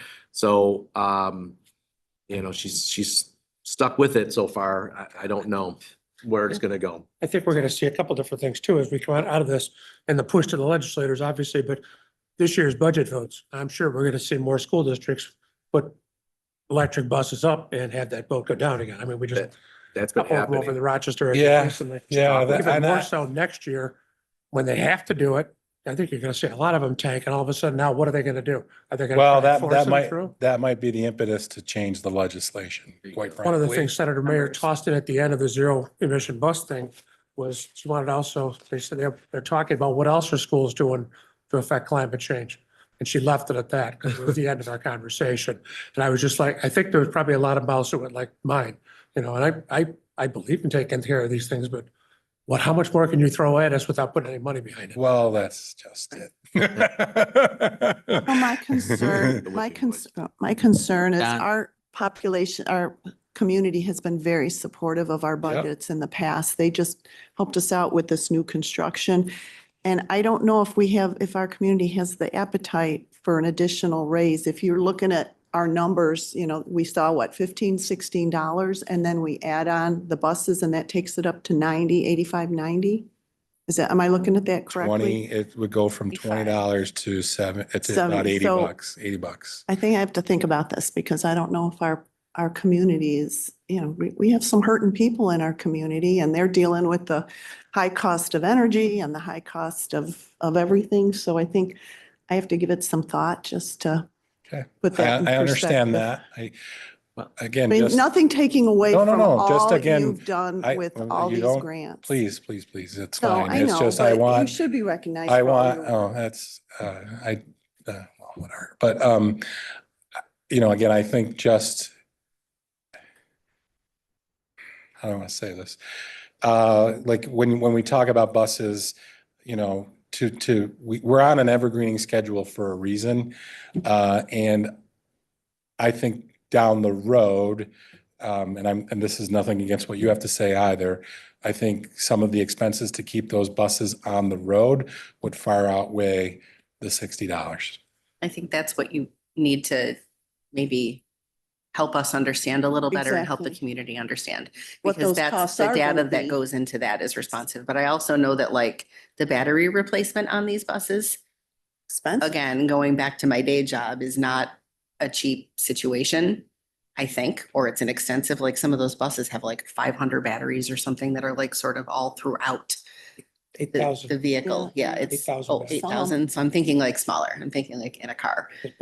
So like maybe even just that data would be helpful to just show the community in the long run, this is going to be cost saving for us to be able to maintain this versus this. They haven't come out and said it, but I think one of the reasons they're trying to get us to replace them over an 8-year timeframe from 2027 to 2035 is they're expecting that to be the timeframe we would get That's rid of it again, correct.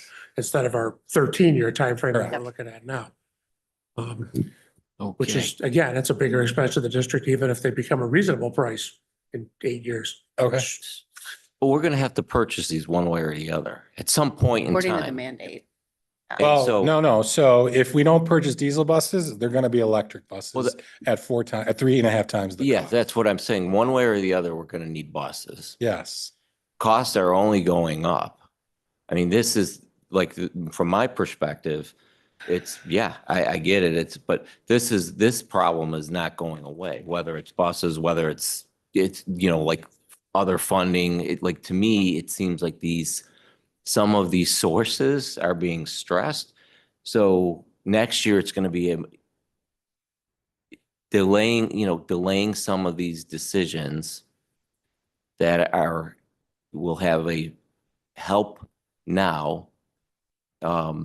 Only may make it twice as difficult next year or the following year. I think that's a little bit what I would want to understand. It's like, okay, we don't do this now next year, then that money's got to come from there plus whatever else is going on at that point in time. Am I looking at? No, Looking you're at that spot on. correctly? You are spot on. You know, again, there is you know, at $184,000 versus $445,000, you're not wrong. Those buses will need to be purchased at some point in time. The question going forward is, and one of the things that we're struggling with is, you know, we're in design phase for charging stations. I'm trying to work the wheel to get, when we get delivery on buses, to be able to make sure that we have charging stations. So it's a constant kind of juggling act from that end of things. But I just, you know, I'm not sure going forward, you know, the $445,000 per bus this year is only going to go up. And it's just, I don't know. I worry about the fact that we're not going to be able to replace as many buses as we do now at a diesel level going forward. And that's only going to hurt our fleet. And with this being the last kind of kick at the can, so to speak, with the diesel opportunity, for me, the cost benefit long-term would be to do this now. Out of Don, let me, curiosity. Yep, go right ahead. I just need to get one word in here if I could. Sure. So even though I was the only heckler in New York at our convention, I do understand where you're coming from and where you want to go. And I actually support the bus issue here on this budget. I just want to make sure, and again, I Yeah. understand why you want to do it. I'm not, and I truly believe that this electric bus thing is going to go away. That's my political view of that. That's my personal view of that, because it's not workable. It's just not in today's world. So maybe 20 years from now, possibly 10 years, possibly. But again, the impact on the taxpayer, okay, even though you're under the cap, Yeah. all right, is they're going to go from, instead of 35 or 25 per average house, to 80, correct? Correct. Okay, so it's significant, and, Yes. I always worry about especially the older folks in our community and taxes and how it impacts their lives. But there really isn't another option here, in my view. And does this also mean that we've made up for that budget deficit? No, We still have to address that. correct. Okay. Correct. And so, again, I used to call it fluff on both revenue and expenses. I know you're working as hard as you can to get the expenses trued up. Do we have is it possible that can be made up in some of the surprise revenue that comes in? The deficit? Yes. Potentially. Right. I think we're pretty true up on the revenue side. I think that the savings comes on the expense side, to be honest with you from that standpoint. Okay, well, thank you. Yeah, I'm sure. gonna say something you won't hear me say very often. I agree with Dirk. Um, Mark it down, Somebody please. write it down. But I think we have to do it too. I mean, just because you guys, is a lot of hard work involved in identifying money that's not likely to be there even next year. So it's as much as I get it that the taxes are gonna go up and more than we'd like them to, but I think if we go to that point with the bus, all those buses in there, it's gonna help us move to that next step. I'm not as convinced with Dirk as Dirk is about the budget, buses not going through in the future. I don't think having even a handful of buses, zero emission buses in our fleet is a bad thing, even in the long run. But, and that's a different, Yeah. you and I and everybody else, most of us, there'll be a few of you still here at the table, is when they're done screwing around with all this stuff. But I think we need to be there, and the other half keeping our fleet going at the timeframes we are and getting them out and so that we're not trying to keep 14, 15-year-old buses on the road. Yeah. I've seen the DOT inspection. It's tough. It's a lot of work. It's a lot of money. So I think we need to go to that 3.33 number or whatever you're at and go and take advantage of those savings that you guys have managed to get this year while they're still available, in my Okay. opinion. Okay. Out of curiosity, what happens if we don't meet the mandate? Is there a fine? Do we get in trouble? Seriously, like, Tar and feathering. Yeah. I likely they would withhold aid, but I don't know that. I'm not certain of that. There's not been any sort of conversation about that. Or they might look at, kind of our transportation aid and kind of, our ratio, maybe taking a look at that. But I think honestly, that's their only recourse because they've not been able to answer the question, what happens? Not many districts have gone out because they've not been as aggressive as we have been. But in an instance where they go out and the public doesn't support the purchase of the bus, then what do they do, right? And so, to Mr. Johnson's point, I believe strongly if that happens at a larger level across the state, that would be the impetus for them to kind of take a look at things and go, wait a minute, we need to rethink this from that end of things. But to your question, Danny, that would be the recourse, I would think. I would think we wouldn't want to compromise that. Sorry. We wouldn't want to compromise No. Yeah, I don't know that for certain. I don't know that for certain, but it could potentially be. Well, and this whole electric thing is even beyond the schools. I mean, I've heard they're not even sure if the grid could handle this. Right.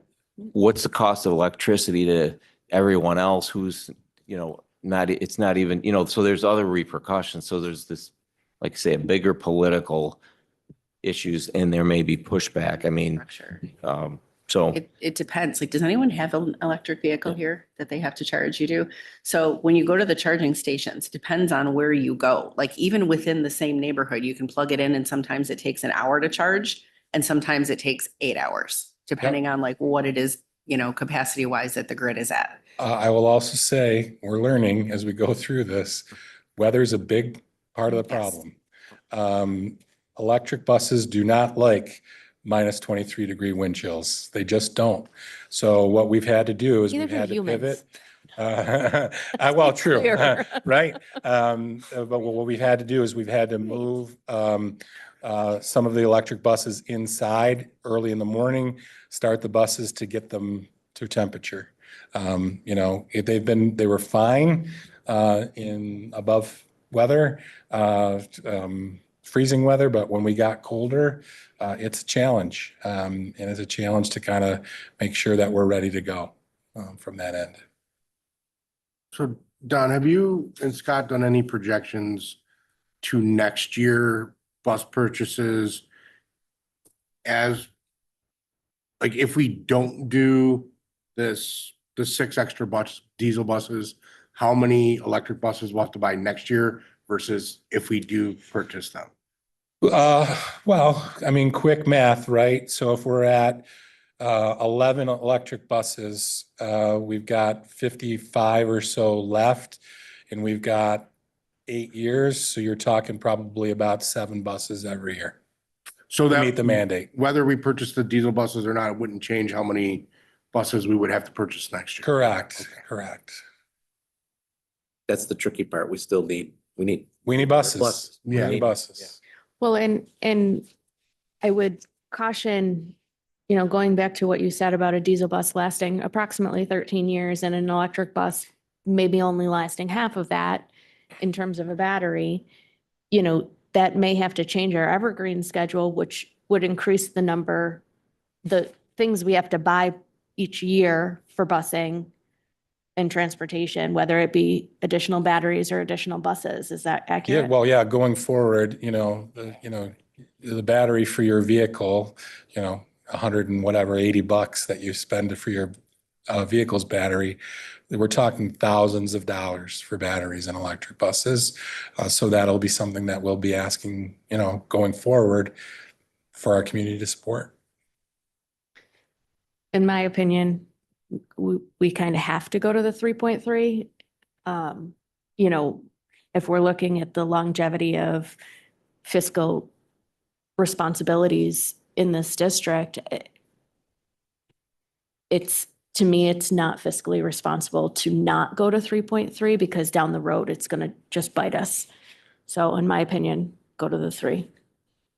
3.3, we get here without this, we can get to this with just a normal budget vote, correct? Correct. This isn't, so I mean, again, the way I look at it, if we were looking at what was the other one? 1.47, 1.4, 3.3. 3. And we're, like, if we just look at this as a discussion, do we go to 3.3 or 1.4? I don't think any of us would even question it. We'd be like, we got to go to 3.3. So, to me, it seems, we have challenges within the budget, not only now, but again, it seems like going forward, it seems almost irresponsible to stick to with 1.4 when we can go to 3.3 on a normal budget vote, not even asking for, I mean, because I worry about, I want to do everything we can to maintain our programming for our kids. And whether it's buses or whatever, those things, they eat into or put pressure on programming. So even though these things seem, we can talk about, are we gonna have electric or not, or whatever. It all puts pressure on programming, and anything to me we can do to alleviate that, to make sure our kids are in the best spot they can be, that, and that, 3.3 isn't a big number relative to what we've done historically. But there are folks that don't have. totally understand what those numbers mean. So I think that's where education needs to happen to make sure Sure. that the public absolutely knows when it comes time to vote, what that means. Sure, and we've traditionally been very transparent in the budget process. We will continue to do so, and I appreciate that, like the information piece of it is important. Because I think still to this day, there aren't many people that understand the electric bus mandate. And that's some of the struggle that we incur. And this is the first budget meeting of the year, so we have 2 or 3 more times to have this conversation and get the information out before we solidify things in April, and then the vote comes in May. So there's a lot of time to do the education. I think, the point of this conversation is, what way do we want Don and his team to go forward, and how we want to guide the conversation going forward. And I think, Don's not new to this. He knows the information is important to get out there. So I think, the trust in you is strong. What I'll also say too, again, in those estimates on the tax bills, those are using the assessment values from this year. If assessments go up, those tax bills will go down a little bit too. So it's our best guess, Marianne, right now. I'm not saying that they would be cut in half by any stretch of the imagination, but I think you'd probably see a little bit of a decrease. Do you have conversations with the new supervisor? Have you sat down and had new? We have a meeting. Mike, when is our meeting with the new supervisor? It's gonna be right after February break. Yep. We're Okay. finalizing a date now. And just to recap, what information are you going to give us back as we mull this over a little bit? So the next steps would be, we would go through the budget line by line and try and realizing some savings within the budget, including the BOCES participation. So we'll do both of those collectively with the group. We'll take a look at what the feedback that you've given us today, along with the priorities that we've established here, and then build a staffing plan. So you'll get probably a better picture of where we are from a budgetary perspective next year. We'll really start to kind of hone in on a finalized budget, minus any information that we won't know. We'll likely not know what impact to foundation aid will have in March, and we may not know health insurance. I'm just curious, and I'm looking at the numbers that are there, and it's, if for some reason the legislature manages to move it to 2%, if they stop at 2%, I'm thinking that might be $140,000 roughly for us. Okay, does that make sense? I mean, okay, it's not a huge number. It's not a big number. Yeah. I mean, 1.5% is $417,000. So, if it goes up another quarter, yeah, you're probably right. That's probably about right. So, So the deficit would increase it by another 2%. No, the deficit that would help us. If we got an increase in foundation aid, that would help us. Yeah, That would help no, us. I understand that, but right now your projections, and we're looking at a deficit even with these off cap, whatever they are, bus purchases, right? So am I saying that right? Yeah, you got it. Okay. So if we were to go out to the public with them paying for the deficit, what would that do to the average household? Add Increase. another $1 million to the tax cap. Right, another, I don't know. I could find that out. roughly, for I'm you. just. I don't thinking out- want to guess off the top of my head Okay. as to what that would be. Our tax cap went up about $900,000. So we're at a $1.1 million deficit. So you're probably looking at an increase likely in the neighborhood of about $30 more to close the deficit. Okay. If we went above that. all right. Okay, So I think we have. Rough estimate. Yeah, rough we have, so estimate. we have some work to do. Yeah, yeah, Keep it under the tax cap. correct. That's what I'm, okay. That would be, if we close the deficit, we would be going above the cap. Yes. So overall, the savings that you've explained to us are not reflective in the current budget. They are. Oh, they are. Okay. So, I mean, realistically, if I'm hearing you correctly, and as weird as this sounds, it's actually more fiscally responsible for us to hire 2 new teachers, OTs and PTs, and purchase 6 new buses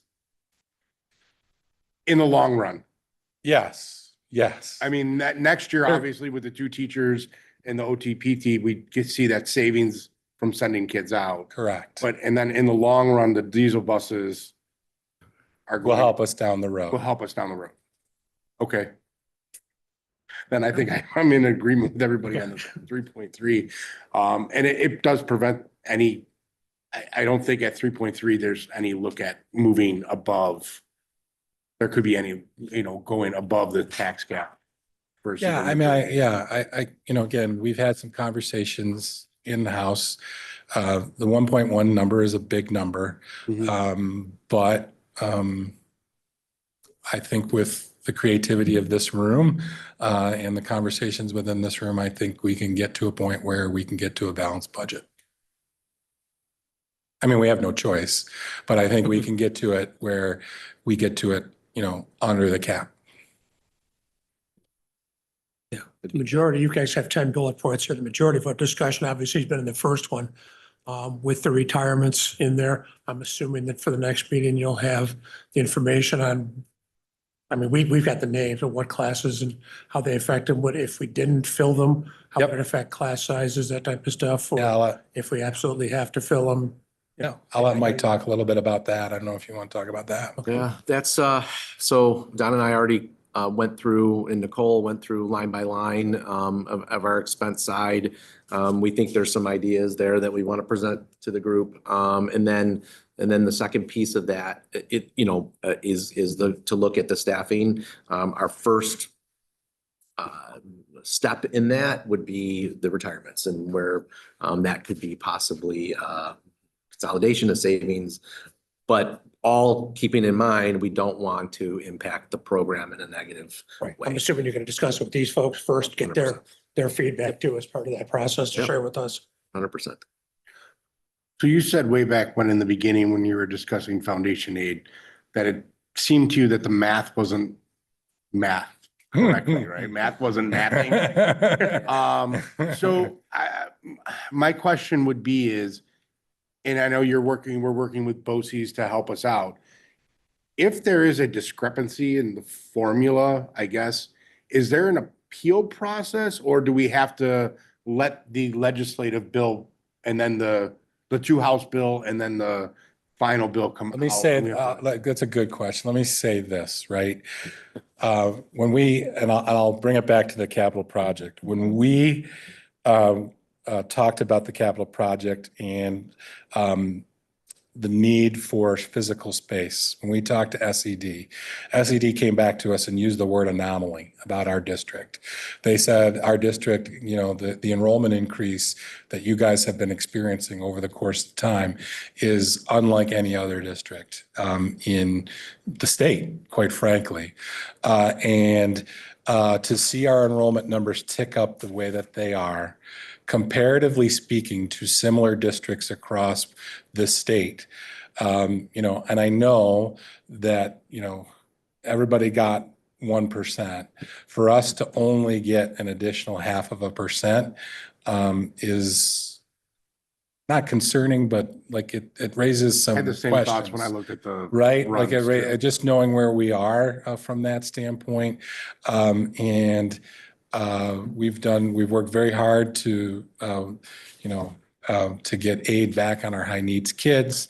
And we're going to take a look at data and make sure that the data that we have in our system is up to date and accurate, and then to do a deeper dive in with BOCES on our aid projections. Now, what I will say, many districts, and Mike can kind of corroborate this at the superintendent level, everybody's going, it just doesn't seem right. Yeah. From that standpoint. So We had the Erie One superintendents here on Thursday. We hosted our monthly meeting and 2/3 of the room is at below 2. And we're all wondering why. And some districts in our BOCES are at 6 and 7. And we're growing and they may not be. So I know in talking with Dr. Capuana and Jim Frigiletti, who looks at the numbers, they're doing a deep dive for every district in Erie One to see if those numbers are accurate. We've also asked Lindsay Harrington to start looking at our data.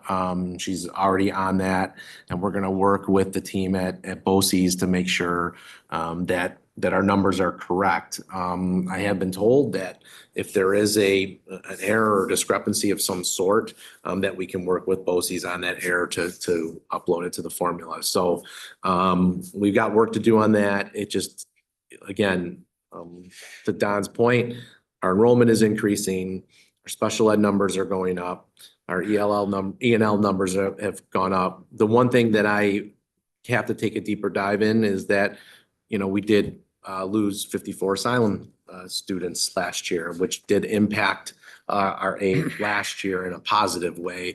And so I don't know if that is, hurting us at this point, but we're going to look into that as well. Oh, on the flip side of that coin, what's the most troubling piece of it is the state comes out and says, based upon the tax-based growth factor and the tax cap legislation, that we can raise our taxes, our tax levy limit is 2%, but aid doesn't track that way. No. Nor aid does not meet, they talk about either 2% or the rate of inflation. The rate of inflation that they used to measure over the annual basis was 2.63%. So aid's not even keeping up with inflation. And it goes back to that formula is so archaic and old. And we just, in my opinion, they didn't implement anything from the Rockefeller study. We have some work to do with our legislators. I'll be in Albany at the end of the month as well. So, we're gonna, just like with electric buses, we'll overturn every rock and stone to find money. Any other questions for us or the group or anybody from that standpoint? Again, I just wanted to thank the crew here to be here today on a Saturday morning. As I mentioned earlier, we did take kind of a holistic approach to the budget and the input that we've had at the central office level, along with the administrative team, has really been great. And I'm super appreciative of their help, kind of looking at things a little differently. Obviously, there are some tough decisions that we're going to have to make moving forward. But as I mentioned earlier, I think with the work that we can do, we can get to a budget that is both balanced and maintains core programming and gets us under the cap. I just want to thank Don, Nicole, the team. Obviously, there's a lot here, a lot of nuances. School finance is very complicated and confusing at times, but the way they break it down, and their transparency with it, we got the best in the biz. So we're very, very fortunate. So thank you to Don and Nicole and their office for putting all this together. Take a little break. Yes, but before that, I know we have a lot of administrators and stuff here, so I want to give you all a chance if you guys want to step up and, address the board in any way, ask, I know Don gave an opportunity for everybody to ask questions, but if anyone wants to get up and ask or talk to us about something, feel free. If not, we are going to take a little break before we move on to talking about our board goals, our midterm board goals. So floor is yours if you want it.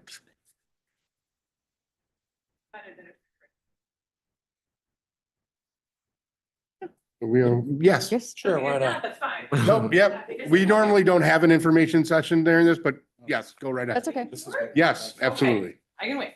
So. So my name is Katie Smizer. I am a parent in the district. I also work at the middle school as a teacher aide. I've been here before. I just had a question. I want to follow up on some conversations, excuse me. I had about like long-term building maintenance and improvements that are not included in the capital plan. And specifically, I've talked to both Dr. Genestri and Mr. Feldman about the middle school track.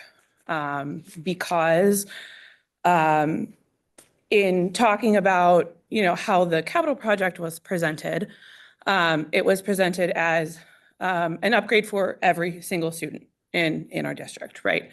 So we do have wheelchair users who participate in gym class at the middle school. And the current dirt track is inaccessible to them, to the point where our wheelchair user students who participate in gym class have to wheel themselves around the tennis courts while their peers go around the track. Additionally, there is, sorry, Marissa, because I see this from my side, but okay, so additionally, there's a huge safety issue with fencing, right? So when we have students who elope, they're fast, like really fast. And there is no fencing currently between the middle school track and the former Value City parking lot. There's no fencing at all.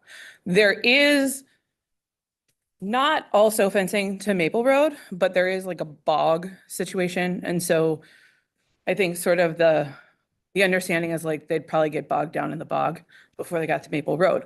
But it is a concern, for us who are working with special needs students, but also just maybe, I know that like all the signage, a lot of the information comes on like the high school sign, because the high school is sort of seen as like the center of the district. But the middle school is the most public facing part of the district, I would say, in that it's right on Maple Road and people, drive by it and what have you. And the conversations I've had in the past, and to be very clear, Dr. Genestri and Mr. Feldman both have been very amenable to, hey, this is something we have to address. But there is this perception that we're doing 2 tracks on this budget or on the capital project, right? And we're leaving 1 track completely non-ADA compliant. And the most public facing track, non-ADA compliant. So there's the safety issue, there's sort of the inclusion issue. And also it's just, at some point it's going to be a safety, like a usability issue, right? So we have all this space behind the middle school, we have this space beside the middle school, and it's used for sports and other various and sundry things when the goose poop doesn't, prevent that. But as both a parent, a community member who drives by the school, and working with the special needs population, I'm not saying that I don't mean this to undermine any conversations that we've had, Dr. Genestri or Mr. Feldman, but I think as a board, we need to, as a community, we really need to think about other things that are not getting done that weren't included in the capital project. And this would be one that I would just call your attention to. So thank you for your time this morning. Thank you. Thank you. Thanks, Katie. I think she makes a good point for a larger sort of umbrella conversation if we're truly looking to bring some of our high need special education students, and those are the ones that do elope. You guys know this, my son at the middle school is a runner. He will run. And he doesn't have he is fast. He is super fast, and he has no consideration for danger or cars or anything. They just go. So if we're looking to bring kids like him back to our district, being able to make sure that they have a safe space to exist with the level of equity that all of our other kids have.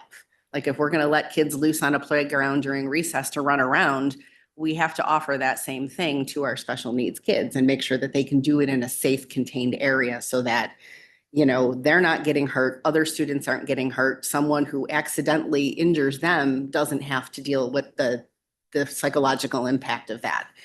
Massive. And that was actually a point of emphasis in the capital project, the redoing of the playgrounds. Right. And so we did that. But redoing of the playgrounds so that they are ADA compliant, but I don't remember seeing fencing.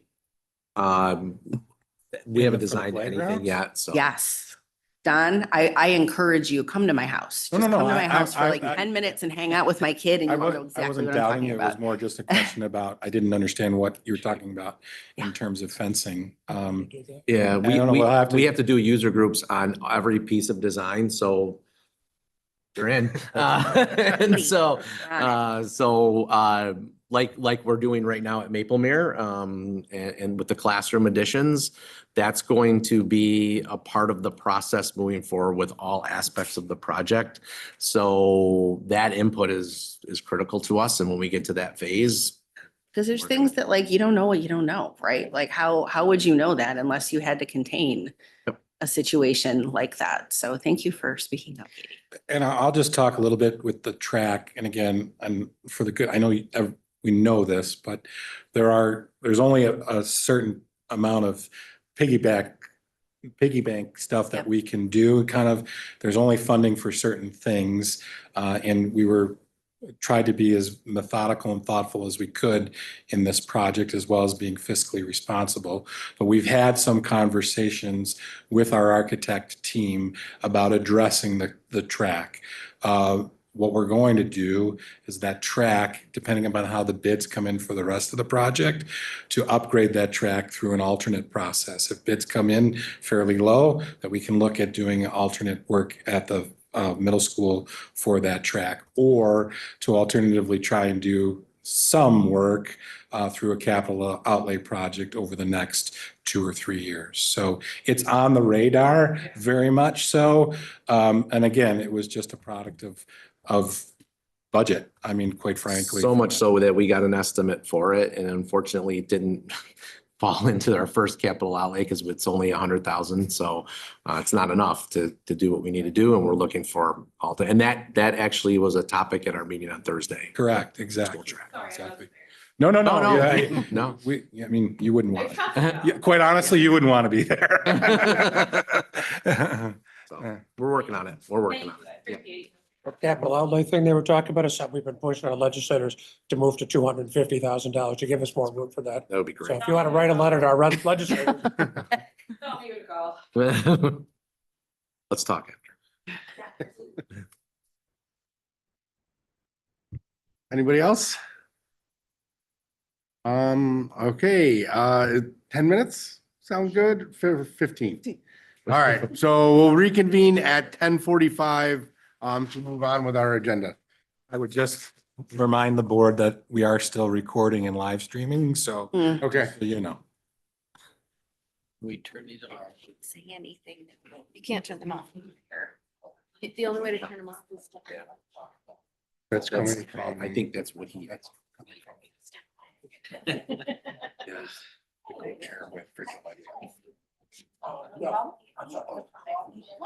listen. Yeah, okay, so I have a car that might get it. It's looking at me. So it's like a test. And it's and that's middle, and then Sorry, I'm not sure. Can I just bring it over to you after school time? Okay, absolutely. I would, well, yeah. So, yeah, I got things to do. But yeah, no, I'll bring it over. I thought you were, yeah, absolutely. Go ahead. So I. Everybody's seen that. Yeah, it's on that one. I know. So I just got scared off. So, yeah, My house. They had to order. Really good job. So I would love to get. Yeah, absolutely. I said to them, Yeah, it'll probably be around 3. She said, I don't know, man. Makes my hands sweat. Maybe you have to flex. Okay. Yeah. Yeah. things, man. A little more stressful week this week, but just. A lot of work. Can I give you a hug? Hi, girl. Thank you. I know you are. I know. Thank you. The thing that's. I don't want to cry. We're having fun. She was having fun. Oh, good. But like you can do it safe. Right. Like a bear hug. Yeah, like bear hugs are very That's safe. what I do, yes. But like, that kid is.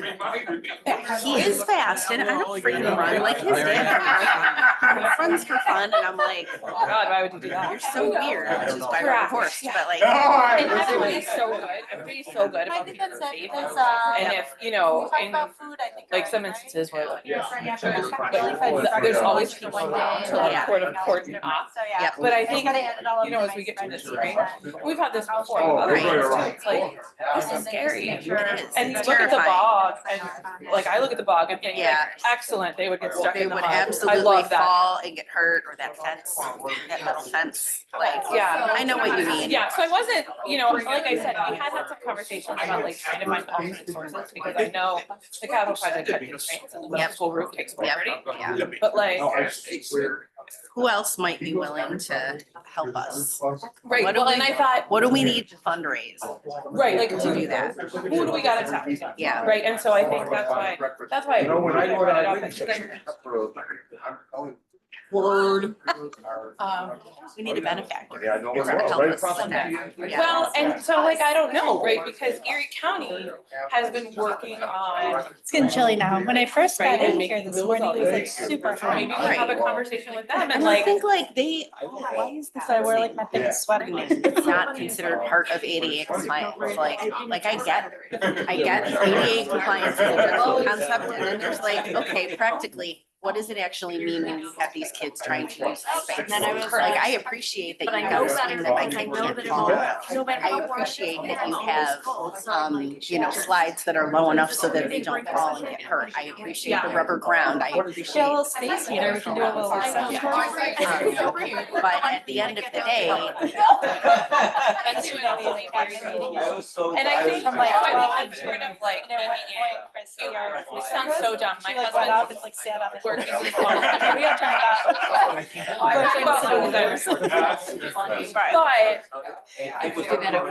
But keeping the end user in mind, keeping the person in mind as opposed to the project, the line item or that's whatever. for your opinion, in your experience. Yeah, right. I just said that to Christine, I just Yeah. go, and I appreciate most of You don't know, right? And like, so I feel like this, you have. I do feel like she's currently I was. She's like, it's so I'm gorgeous. turning that one now. I have kids at elementary level, like, a lot of overlapping and also like, I've been a lot of random places. They're both You know, I Do you see how it works? So I've seen how it doesn't work in other places, right? So that's. Hi. Yep. Hey, how you doing? Well, yeah, you can grab her. Oh, seat. yeah, my husband and I were gonna go to Lavaca. It's like a brew house. So they're doing like a little Valentine's Day event and they have a lobster. And I was over at Tonawanda. But I don't know if I want to use it. It just feels good. Actually, they combined, they're the other thing. They combined 3 elements. But state wouldn't want to build a brand new one, so they took the main one. And they knocked down about 80% build it, and then they built all new connecting to the original building. So the count is. We were talking about. They have a playground out there, has all the accessible stuff, in it, and they fenced all the playground.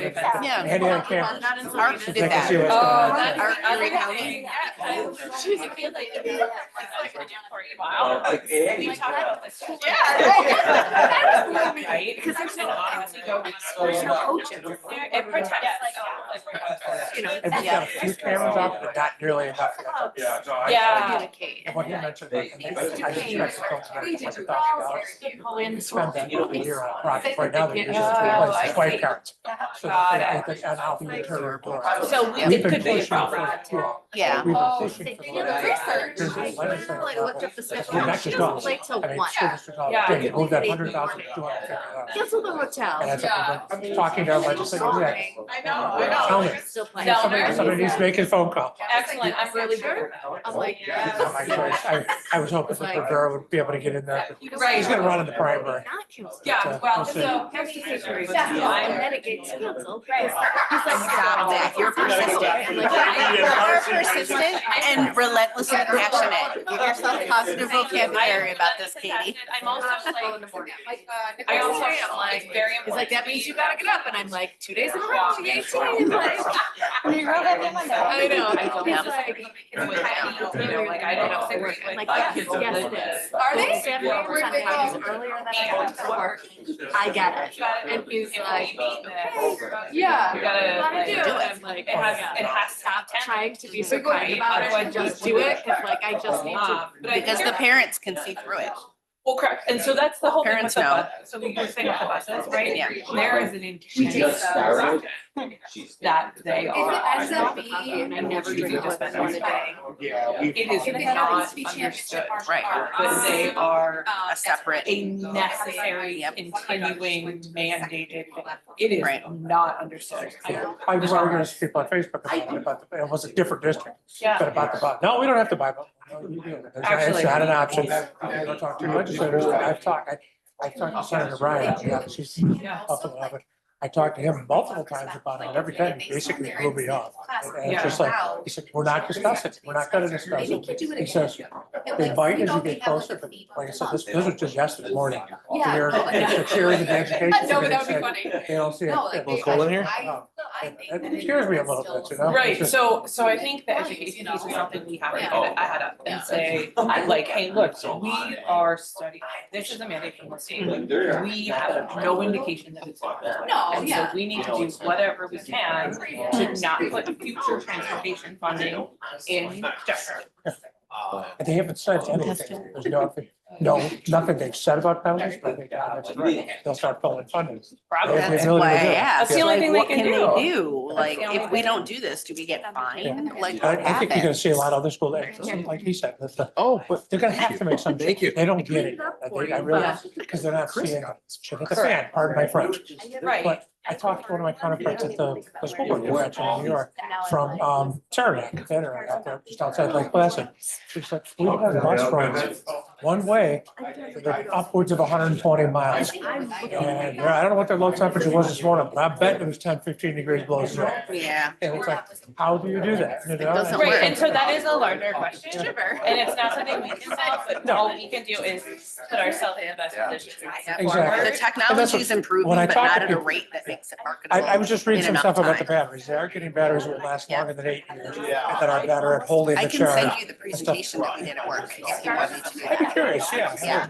Do you A lot of it is real, like, I'm like, what? There's a lot of math here. I don't know what you Oh. mean, but like, we've got people that. When they, don't when they, know. hit- when they brought the guys in to train the first responders, they actually, before, they actually showed them the battery, like it's like a double A battery. Yep, There's 8,192 over the battery pack. that's crazy. Yeah, so it was interesting to see, but even that battery pack size is. One has to do with heating the thing up, Yep. and there's all these different things, but there's so much misinformation. So I saw something that said, you know, the batteries are designed to go 1%, 1 mile for every 1%. That's not true. They will go a lot further. I talked to the legislators, they're not even getting that. I know. From our district, the 24 square mile district, how much of us? So it's not really big. We're not gonna run out of juice. It's a, I'm not worried about that. Yeah. But we want to know for things. And I told him, I said, look, I said, we were here, my son was swimming. I went to Jamestown twice for swim meets in the middle of January. Just like that. You see us taking a bus full of kids to Jamestown, that kind of, it doesn't happen. I said, No. so if we're gonna do that, and we're forced to use electric buses, you guys gotta look at reciprocal charging. Everybody has to use the same type of charge Right. or a universal charge. How do you fund it? Did you just let the other schools come in and you'll get it back next year? Or do you find a way to charge each other? These are things you have to look at. Yeah. Because That's we're not gonna a whole stop going to plan. Jamestown for a swim meet. They're not gonna stop coming here. No. None of you guys have even talked about it at this time. We're out there the first time. Early in that three. That's fine. That's part of the process. Oh, yeah, I mean, This is the stuff that makes my They hands just- sweat and I get real nervous. We both did. So between my dad. It says 950, you can say 450. Especially This number. is The what we discussion on this, budgeted. especially on tougher budget. After Has the to be a lot of budget tough was discussion. closed, after you guys voted on the budget, when the state budget came out, Possibly cutting some of them retirement. $600,000 more. I don't wanna than say what it. was budgeted for. I don't see how we So not this don't is do the it. budget. This is the budget. So we realized an additional, thanks Nicole, an additional $600,000 in aid that we didn't expect when you guys approved it. So it increased by 950. Oh, my God. No, whatever this, I don't, hold on. The magic of numbers. Oh, yeah. Send you a text. I was like, oh, I was here. I popped in on Maddie's class. So, Yeah. Goes up from- So Here, no, but first so time here. was, it was. a- So, right, so I was going in. Foundation They were Aid coming right back from here. baseball, the we basketball. booked Yeah. two. Oh, for the UB game. Yeah, Yeah. so $26.25 she, million. was getting, In the she got them all timeframe warmed up. After with the our cheers budget that was they- approved, that the they state budget created. came in, Yeah. But and we then also actually for the Super got, Bowl. So once I learned that, every time I walked by, I stopped in. You have to say, go Patriots, and they all Here. go. so we actually got He knows what 2.7. side his bread is buttered on. It's funny because when he was at So the Maple Near a increase few from years what ago we on his actually iPad got Mallory last year programmed to like what is the Bills projected shout is song 413. and Go Bills and Let's Go Buffalo. this is and budgeted. Josh Allen. Josh Allen's This is like what we over and passed over my again. budget. Like, And this is what. he doesn't use the Correct. That AAC number is device accurate. the way that Correct. kids do. Based on Correct, yes. reality. Real, yes. But like, yes, if you yes. say, let's go, and he'll go Buffalo. No, no, Yeah, so he I, knows. Duh. I got it. He is super. I got it. Yeah, I yeah, got it. they're- It's all she's so good. good. I can't. Yeah. Lizzie? Good. Lizzie Matisse. Good. She's, Where else may yeah, it she's go up? really, really good. Cause they were coming back. from Maybe some interest, noise. maybe She was some like, sales noise. tax. Things like that. But, It's hard. Yeah, with the whistle and like. She had, that's not gonna right into lunch. She She sent me a had picture. strategies for how they could. Yeah, she's fantastic. Let me find my text. And she was so worried about me coming in. I said, The I was increase- looking at her like, you're distinguished, so why are you She's worried? great. Oh my gosh. So she's like, he sat on my lap the whole time. Aw. So that's my son on the Yeah. lap. Yeah. I'm like, oh my God, are Yeah. you okay? She's like, it's totally fine. He had his little like UB hoodie. That was a hand me down from his older brother, which was Generally, like we're probably on right him, but about still it fit. So, lower and his half older of brother that. is going to UB in the fall. Oh. His other brother, he's got 3. So Okay. there's Jack and Ryan from Frank's first marriage and they're Yeah, which gonna is be 19 next month. Mhm. Ryan is a lot like Jack Districts. or is a lot like Oliver or Mhm. Matthew. Oh my God. What am I doing? Because I'm saying Oliver's going next Ryan, year, right? yes, Ryan is a lot like Matthew. Jack is going to UB in the fall, So- so. Where's um, Oliver? Oliver's gonna do. He's already working. He's got a I job. just think it's stopped in. Yes, yes, he has a job and he's gonna do that and they're sending him to Vermont for 3 months, I think. Once he graduates, to go do their full training program and then he'll, whatever, but like the pictures that he sends me, Toya, Hopefully, of how he comes hopefully. home. Or like, hang on a second, like my After My mom- shop. sent, yeah, like, look at his face, he looks like a coal miner. Like, what is It this? looks like it aged him like 20 years. Oh my 'cause he got God, all he the- looks yeah. elderly, or like he'll send me pictures of his hands and I'm like, buddy, It was like, here's. like, what are you doing? Or just like sloppy stuff that he's working on, like, that's the work environment. It's Yeah. like covered in snow and mud. He's like, I was under a truck doing whatever. And I opened my mouth and I shouldn't have done that. And I'm like, well, no kidding.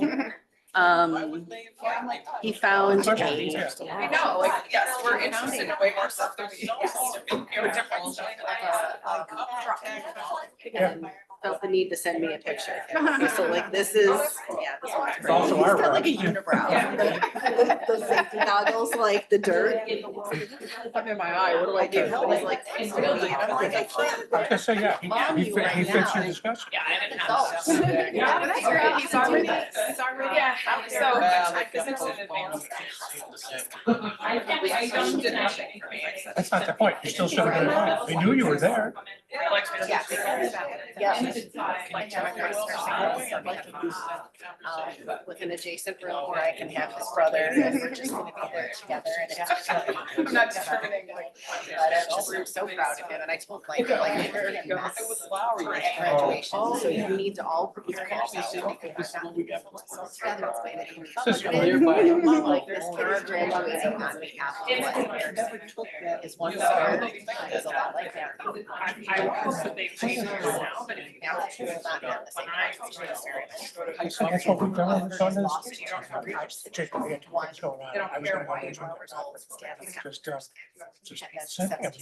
Back with legislators, I've never met them. Have nothing to do with our dude. I explained to them, look, I'm representing the people of our county. You know, that's a. Right, so. That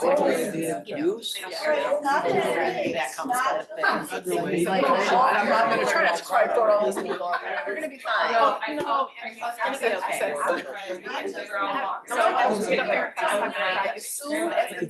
I know, like, and then all the teachers in the thing are like, I'm doing the what is this? Yeah, like the Kim Kardashian cry. Oh my God. Yeah, like, I just, I don't know. I don't know how I'm gonna do it, but yeah. Last year, it's gonna they be tried to fun. bring them all up in the same I'm hotel. very excited for his teacher. It wasn't staying downtown, it was staying out.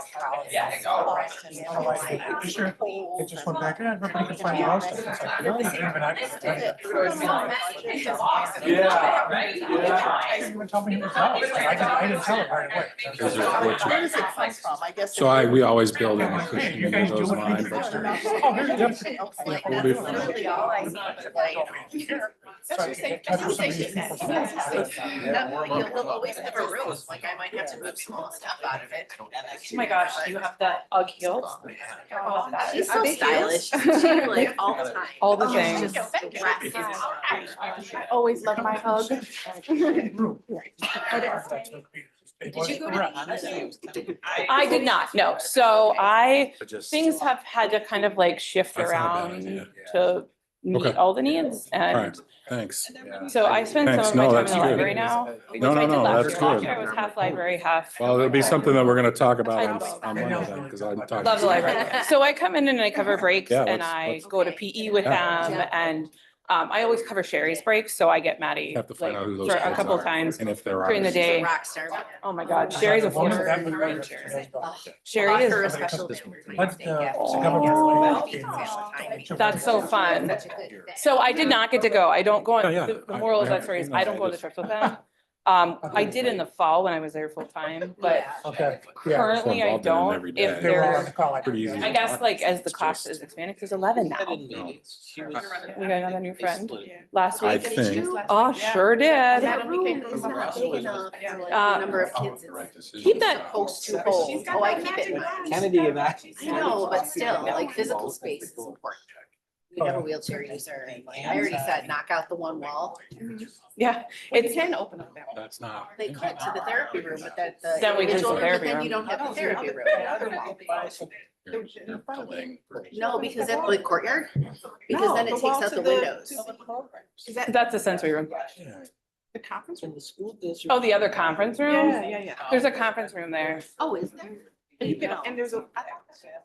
It does open, yeah.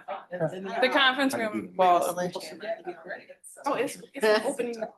yeah, I think right now the conference room is fairly heavily. Find another place to have that.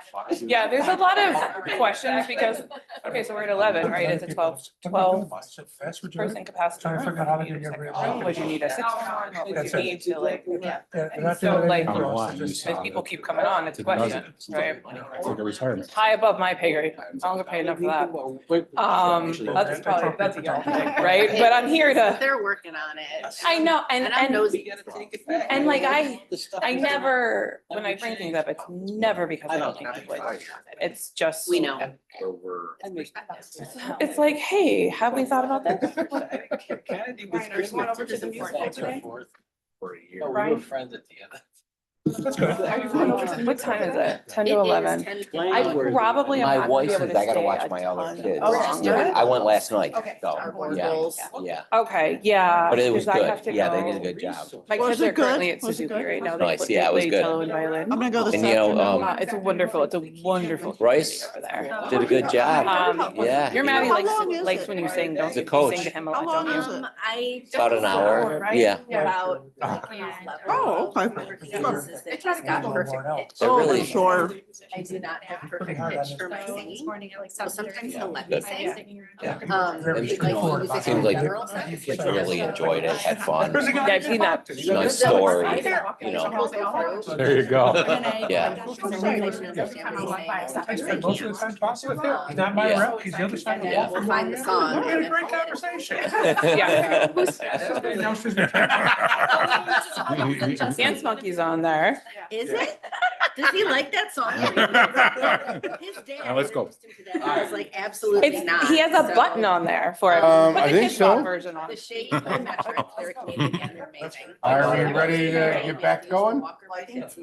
Yeah. It was fun. Play Come and Get Your Love by Red Hot. All right. Give It Away by the Red Hot Chili Peppers through the Spirit of Marley. Limits by Izzy Perry, Helpless from Opalite and. We Fate of tried, Ophelia Kate, we by Miss tried. Taylor Swift. Yeah. All right, I think we went a little bit over, but, So I would Okay. say like a Don't line. leave without me. I gotta send you that ticket. Oh, It's just, electronic. yeah, My thank crazy you. times when I'm lying in bed. I'm like, me too, buddy. I said, Bryce did a good job. I'm saying, I'm like, that's not what it's He's such a called. ham. Oh, He's, yeah. this is his, jam. That's his niche, huh? This is it, Can't wait yeah. to see him Yes. today. 1000%. I'll be right in yes. front, so he'll see my face. Are you on the right side or the middle? I think I'm on the right. Okay, so you're around us then. Okay. Mary Ann will be with us too. Okay, you're over It's there all too? assigned seating. I saw him yesterday morning at the Breakfast of Champions, but I Yeah. don't think he saw me. Oh. He was too busy high-fiving his buddies. Yeah. we meet? He Not was really like, sure where my seat is. he was so excited after last night. He was like floating. You out asked for there. this. That's Oh, awesome. do they have a cast party yet? Well, he's taking his break now. No, not that I know of. Mike's hosting. Oh. Was this on? It is, actually, I thought. Ooh. This happened, but get the replay for that, I guess. Oh, whatever you get it called up, Dr. Hi, Katie. We're ready to go. Okay. Thanks, Katie. Thanks, Thank Katie. you. You're a rock star. I just want to make sure I got the. Is this- Anyone Never who's see that. chase after my kid all day, Okay. they're okay by me. So I did share with the board this morning the board goals that the 4 board goals that you finalized back in September, or October. And we do I don't know how you want to do this. You know, I can read the goal or you know, and remind us what that goal is. And then we did, from a district office point of view, put in just some notes for your reference. However, these are your goals. And so your input and comment on here is critical to see where we are with them as we continue to move forward. So if you don't mind, I can start and then, you know, we can elicit conversation after that. So the first one, the board will continue to lead in the promotion, advocacy, and implementation of the strategic plan. They will collaborate with district office and building administration to ensure that key benchmarks in academic and social and emotional development are being met. Regular updates will be requested at Board of Education meetings to monitor and progress and assess outcomes. And so Dr. Wilson is leading the effort to not only implement the strategic plan, but to extend it as it is in year 3 right now. And so I asked her to add a couple bullet points in here for board discussion on where we are with the strategic plan. So I don't know, Toya, if you want to. Sure. Take it. So we have tracking documents that we use for each goal. As you can imagine, they're extensive because they highlight every action step and where we are in that progress. I'm happy to report that, and when we rolled this out just under 3 years ago, we set it up in a way, year 1 and year 2 was a lot of auditing, assessing, and determining our next steps, looking at our systems, looking at our assessment tools, looking at anything we do to support our 3 goals across the area.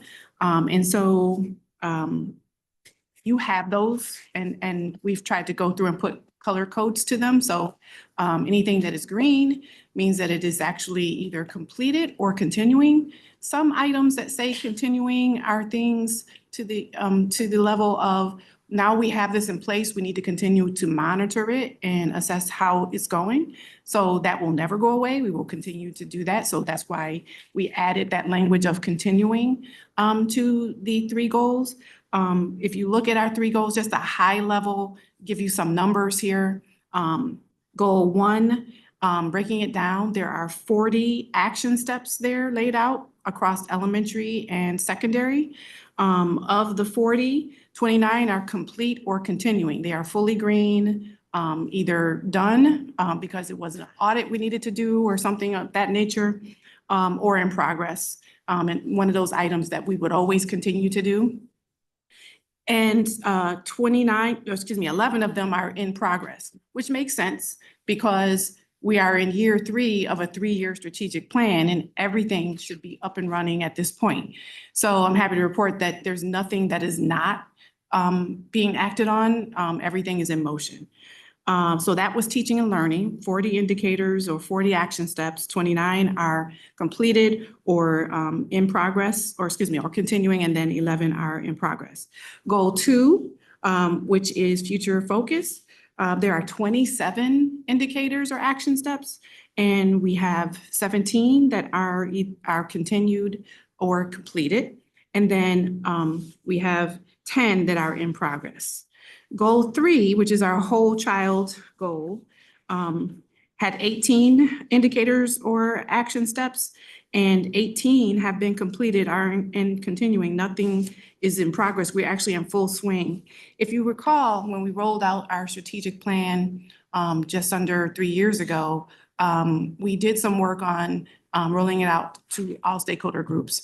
And across our buildings, building administration in particular, identified goal 3 is a really critical goal, that whole child goal to wrap around, support students social emotionally, helping them feel connected, raising student voice. And I'm happy to report that that one is the foundational goal that supports the other 2. And our data shows that we're strongest there. Goal 2 is future focused. So as you go from the whole child at goal 3, then to the making sure that we are solidifying everything in teaching and learning, you get to that point where you start to really hit innovation hard. And so goal 2 is that goal that is centered around innovation. And so what I have here for you is just a high level bullet of each of the goals. You see in the overall summary, our district is strongest in whole child systems because we've implemented a number of items through our multi-tiered systems and support. And we are working towards innovation because that's the next level to chip away at that goal. Innovation through future focus. Teaching and learning remains at the core. And so And as a result, we have the largest number of indicators there. You have those tracking documents and it breaks down either you have them or you will have them, right? It breaks down every single indicator and more language to what we are working on. So I will pause and see if there's any questions. A part of the future focus is that leader in me, and I know we've been kind of focused on that. So are we further along in getting it in all our schools to the degree, where are we? So last year, every school gave the big assessment that goes along with Leader in Me, the MRA, which was a huge step. We had not been doing it at the middle school and at the high school. The numbers at the high school are smaller, but we did get some feedback there. And we're actually using that assessment because it cuts across leadership, culture, and academics. Those are the 3 big pillars in Leader in Me. We're using that. Actually, we have a meeting together on Monday to dig into that and look at how we tie it into this next phase of the strategic plan using the indicators that come out of how we perform. So we've gone from, in the 3 years, we've gone from 2 lighthouse schools to 4. The middle school, you hear Principal Daria talking about lighthouse school status. As I go by on Maple Road, the things are up on the, Yeah, there's a different. The seven, goal. Yeah, the seven habits are, listed. the focus of the month is up there. I believe last month was habit 4. Yep. And so they are firmly on their way to working on lighthouse status, which is a huge step for us. Because lighthouse status is the highest level you can, assessment you can get from Franklin Covey with the Leader in Me. And we don't like to call it programming because it's a way of It's a way being. of thinking, it's Yeah. a culture. It's a way of, yeah, it's like built into the fabric of the school. And then the high school, because that's always been my concern, because as these kids come up through, you want all of them to carry on what they've been learning. Okay, so the high school is still in transition. This year we do have, we have coaches there, and we are working on continuing to build the high school. The high school is in a transition right now, and so we're looking at that growing in the next couple of years. So I guess I want everything to happen immediately, of course, but have they attended have a lot of staff attended and understand the 7 habits, and where are we with Absolutely. participation, I guess is. Thank you. That's a great question. So we focused on that reboot of training last year. All of our both of our secondary schools went through a full staff training. We used our superintendent's conference day last year, a full day. Actually, both superintendent's conference days were dedicated to Leader in Me training. So we were fortunate enough to be able to get coaches here to cover such a large group. Like the middle school and the high school, those are our biggest staff groups. And they went through the 7 habits. They went through a retraining last year. So do they know how to take it to that next step? Because I feel like they've all been through it. Like, what's the next step? So once you go through the 7 habits training, there's a level of coaching that comes along with it. They call it custom coaching. Custom coaching because they design it to fit your school community. So we have a special coach for the secondary school, so it's different from the elementary. That was one of the things they asked for. And that has been beneficial, especially with the, middle school talking about lighthouse status. We've had those days built in. We've pulled in Ready Academy also into the conversation. They have custom coaching days too. And you'll see elements of this work also at Ready Academy. So the extension is happening. Every community has to grow up in their own time, in their own way. You have to approach them where they are and help them grow from there. I know that we talk about the 7 habits but there's an 8th habit. Yes, Do there we ever, is. do we incorporate the Finding your 8th voice. habit? Because that seems to be very relevant at that age Yep. and thinking about, especially I could see almost as the kids get older, which is the 8th habit is find your voice and help others find theirs. Yes, so definitely it is a part of our work. It's actually spelled out in our current strategic plan because it's been around for some time. You hear people talk about the 7 habits, but you'll also hear that being pulled into the conversation. Our kids talk about it a lot. We have a student group, Alliance for Cultural Transformation. They are firmly rooted in completing and driving that work across the district. So it's 4th graders through 12th graders across the entire district. We meet together as a planning team together once a month. And beyond that, we meet outside in little pockets, depending on what we're working on. Right now, we're working on a regional challenge to change. And so student voice, finding your voice, the 8th habit is at the center of all of that work. They're at the core of taking that work back to their school communities and then leading that. So when we meet as a larger group, we go over things and try out things that they could take back to their schools and actually lead. And so pushing them to push their classmates back at their schools to find their voice. That crossovers into board goal 4, actually, Yes. which we'll talk about in a minute too. So. Yep, you'll see some elements of that in Goal 4. Yep. Questions on goal 1? Okay. Yes. I'll mention this because I pulled it off the internet, the web page or whatever. The strategic plan survey. Started to read through it a little bit. It's interesting, some of the questions. And where we're kind of going with this. So let let me try to say it properly here. Reading, writing, and arithmetic, the foundations we need really to move forward with any of this. Is there a sense that whoever you surveyed, that they were concerned that we weren't doing enough there? And does your plan and your new tracking system, I guess I'll call it, does that measure that? So definitely, the majority of the individuals who participated in our thought exchange were students. So, and I think the thing that we talked about, I think just last week, was that we enjoyed looking through and seeing the student voice there, right? You could tell it was students. And they did pull in that they want to go to another level across the board with all the core subjects. Literacy at the center of that discussion. You saw math, you saw science, you saw social studies. So the core were definitely elevated in that, in the feedback from our students.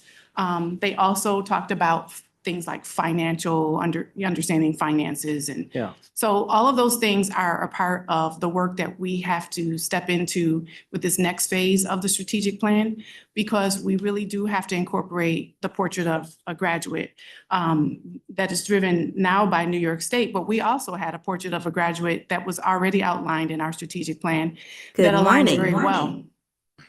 Good morning. Morning. Hello? Where'd that come from? Well, okay. It's AI on this. Somebody, I don't know if anybody had. Okay. So the portrait of a graduate, which I'll talk about a little bit more on Goal 4 also, but the portrait of the graduate that we have in our strategic plan aligns very nicely to the New York State portrait of a graduate, the attributes, the characteristics that are outlined. Okay. And so as you dig into what we know is coming down the pipe from New York State around the portrait of the graduate, as we discussed, I think was last month, you will see those elements lifted and elevated to a higher level. And so we must continue to have that push. We have incorporated AIMSweb Plus. That has been that system. I think that's what you were asking about, the tracking system. And so that is a skill-based, it focuses on skills. We are constantly looking at how those skills align to the standards and how that helps us understand how kids are doing in progressing towards improving. Does it, again, we talked about this with the elementary school people Mhm. about this, like AIMSweb, or this kind of system that allows you to take, you know, along the way things and go back and reinforce or provide different services. Is that similar to what you're trying to do here? That is definitely, that's built into actually Goal 1, teaching and learning, and Goal 3, the whole child. So that system for multi-tier systems of support, that is the reason we have the AIMSweb Plus progress monitoring assessment to help us in identifying the needs of students. So we also have an add-on that we've purchased that supports us having a better understanding of students' social emotional needs, called the BESS, BESS. That also pulls in information that we need to help wrap around the entire student. So that's why you see it cuts across, it pretty much cuts across all 3 goals. So you have measurable results of growth from the beginning of the year till this mid-year? Is it something you can identify as you're moving in the right direction? Yes, so the AIMSweb feedback is something that we track pretty regularly. We can present that information if that's. Well, no, again, the idea, you want growth. Mhm. Can you measure it? The only way I think you can understand it in my world, so. Absolutely, absolutely. So we're constantly using that, looking at how we've identified the interventions that each student needs, tracking those interventions, tracking their progress individually, and then making sure that we're going back and adjusting the intervention as needed on the individual student basis, but on small groups also. Okay, If that thank you. helps. Yeah.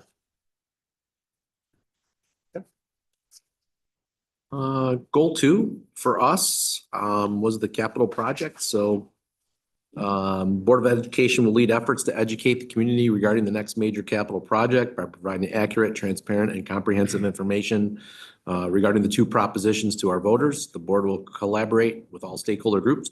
Communication plan will ensure consistent dissemination of information to all district residents in advance of the vote.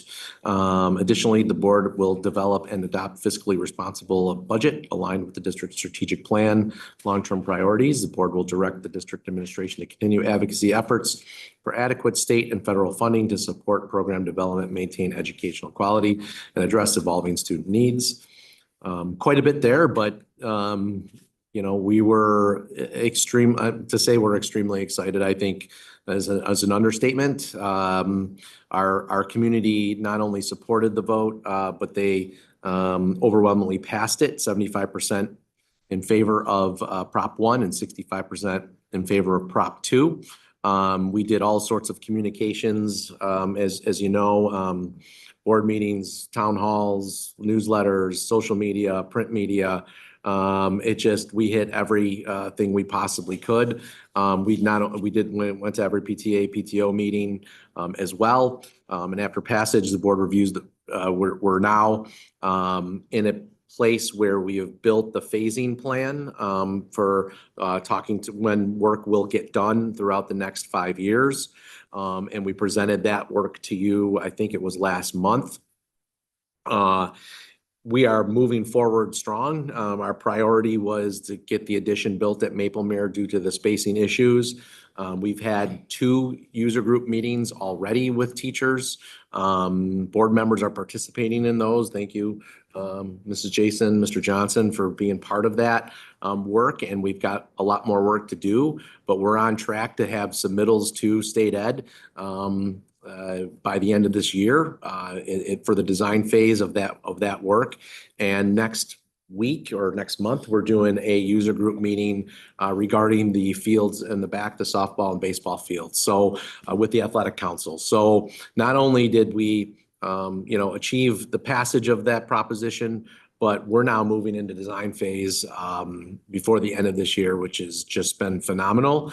And in terms of the budget, obviously we presented that today to you, and we've got some work to do on there, but I have no doubt that we are on a great path to achieve our goal of continuing with our great programming, but at the same time being fiscally responsible to our taxpayers. And I know it was really kind of neat, and the feedback I've heard from Maplemere is for the staff to be part of that decision-making. I think they really Yes. appreciated that, that you're taking all their ideas and putting them in and letting them be part of it. So I think they really appreciated that. I would say at the meeting we had at Maplemere, they were the majority of the discussion, I think. They had a lot of good questions, a lot of good answers. And I don't know which door, I went out the back door because I was parked out there. And when I left, all the teachers that were there were down the corner talking still. So they That's yeah, great. Yeah. And So- I told them, reach out to me if you got questions, reach out to you Yeah. guys. Yeah. I think the approach, and Don and I talked a lot about this approach, was, we've got to keep it within budget. I mean, that's number one. We want to keep our job from district office is to keep it on budget, and to keep it on time. But really, we're not the experts of how to design an elementary classroom. And so to have 10, 12 teachers in the room that day, Yeah, I right, think, but other like board members were in there, we were in there, and we just let them talk, and they had some wonderful ideas. And that's, we're learning as the process goes on, but if it continues to be this productive, I think we would like to continue this model as we move forward in the other phases of the project to get more and more feedback from people. So we're going to engage the athletic council on the fields in the back next. Obviously, you don't have to have a user group for a roof on a middle school. That's just going to happen. But their input has been valued. We saw some preliminary drawings on Thursday.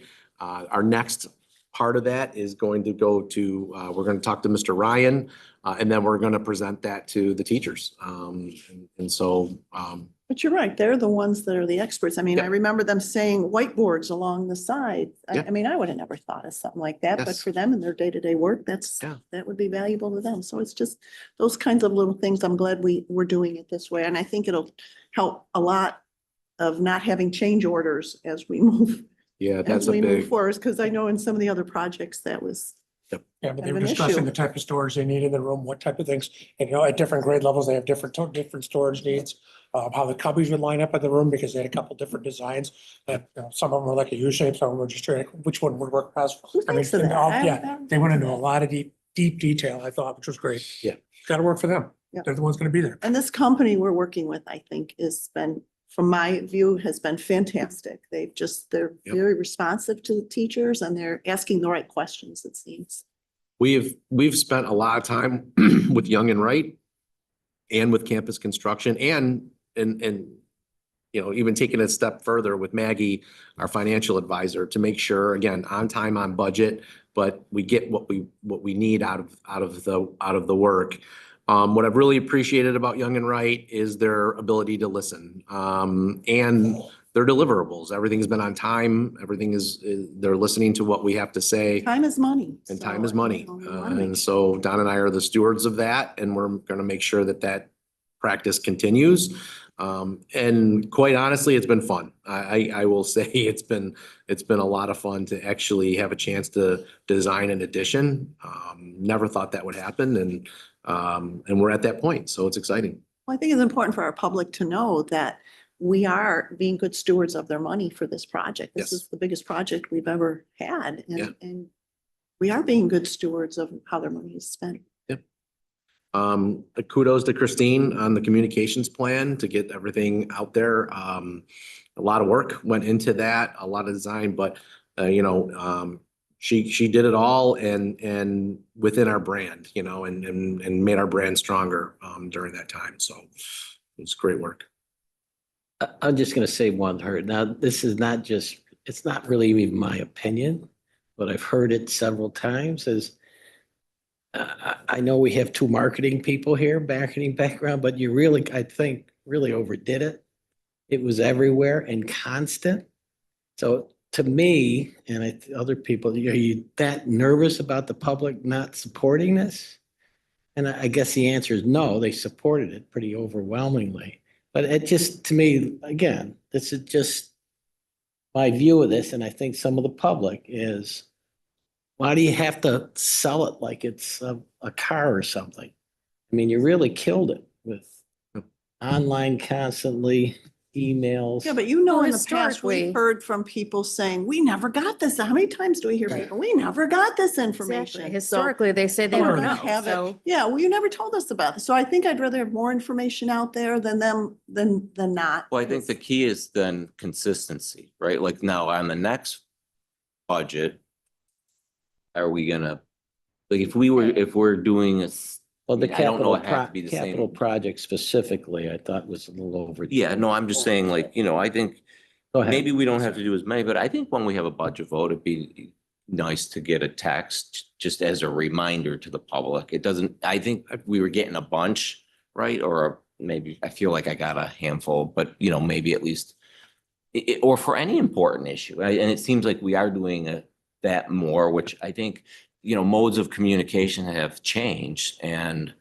I think it's important, particularly with a text. I mean, just people, I mean, I have clients, like the SEC has to catch up because they don't like you getting, you know, going back and forth in text because it's harder to document. And it's like, well, that's how people communicate now, you know, and so you have to kind of catch up or. I'd be very careful with texting. That's exactly right. Yeah, They that's fair can't enough. surveil it, so it's, I think a big part of it though is that because depending on our community, people all engage in stuff in social media or other things in different ways based on their ages. I mean, you look at me, I'm an old guy. It's obvious. You know, I look at Facebook or I look at the mail. I mean, a lot of people, my kids, they don't look at the mail. You know, if I don't sort it and tell them, You know, Because if that's- you're but, only you know. on like one of those types of communication, like you might miss it. Yeah. So being able to put it social media, something in the mail, a text message, I don't know what else went out. What else went out? There was a postcard maybe?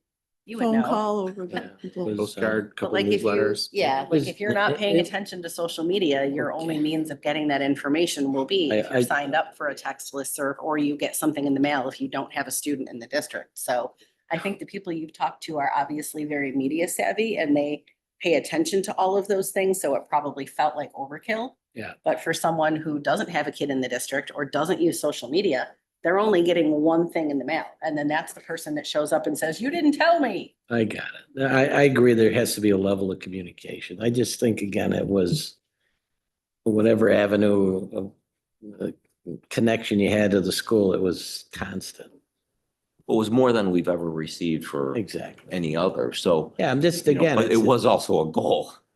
Well, So, I mean. And And I a will goal that say, we you know, I'll just two things.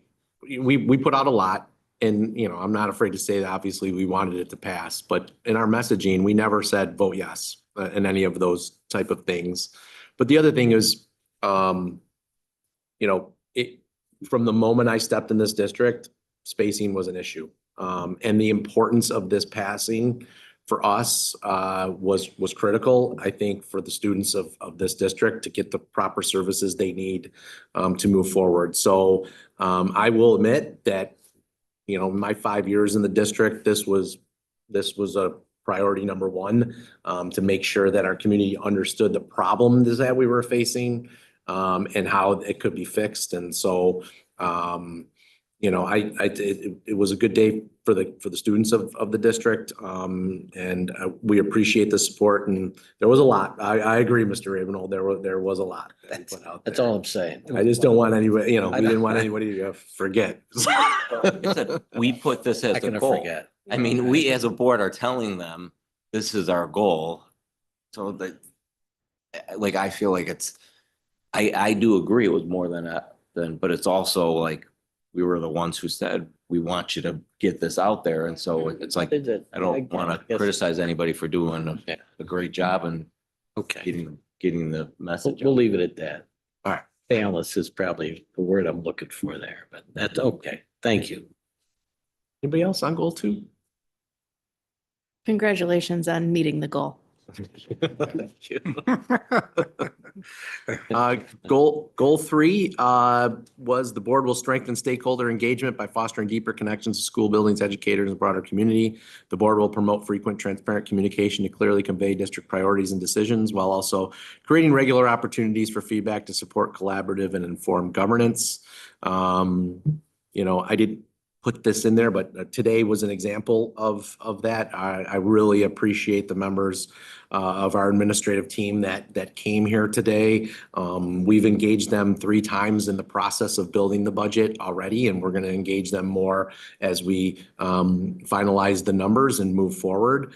We've had a meet the board night in the fall that invited all employees of the district to have just casual discussions with the board. That's spurred more discussions, and which we'll talk about in a minute. We're also planning to hold meetings with individual stakeholder groups and the other units sometime in the spring. I think we have a tentative date for a SHAE meeting with the board. We've had board members take tours of schools during the day, giving teachers and staff a chance to engage in conversation. We've had 3 small board SHAE meetings to open the lines of communications between the board and the unit. The meetings have focused on how the district and SHAE can partner to develop plans such as Portrait of a Graduate, STEPS, the teacher evaluation program, and upcoming administrative hires.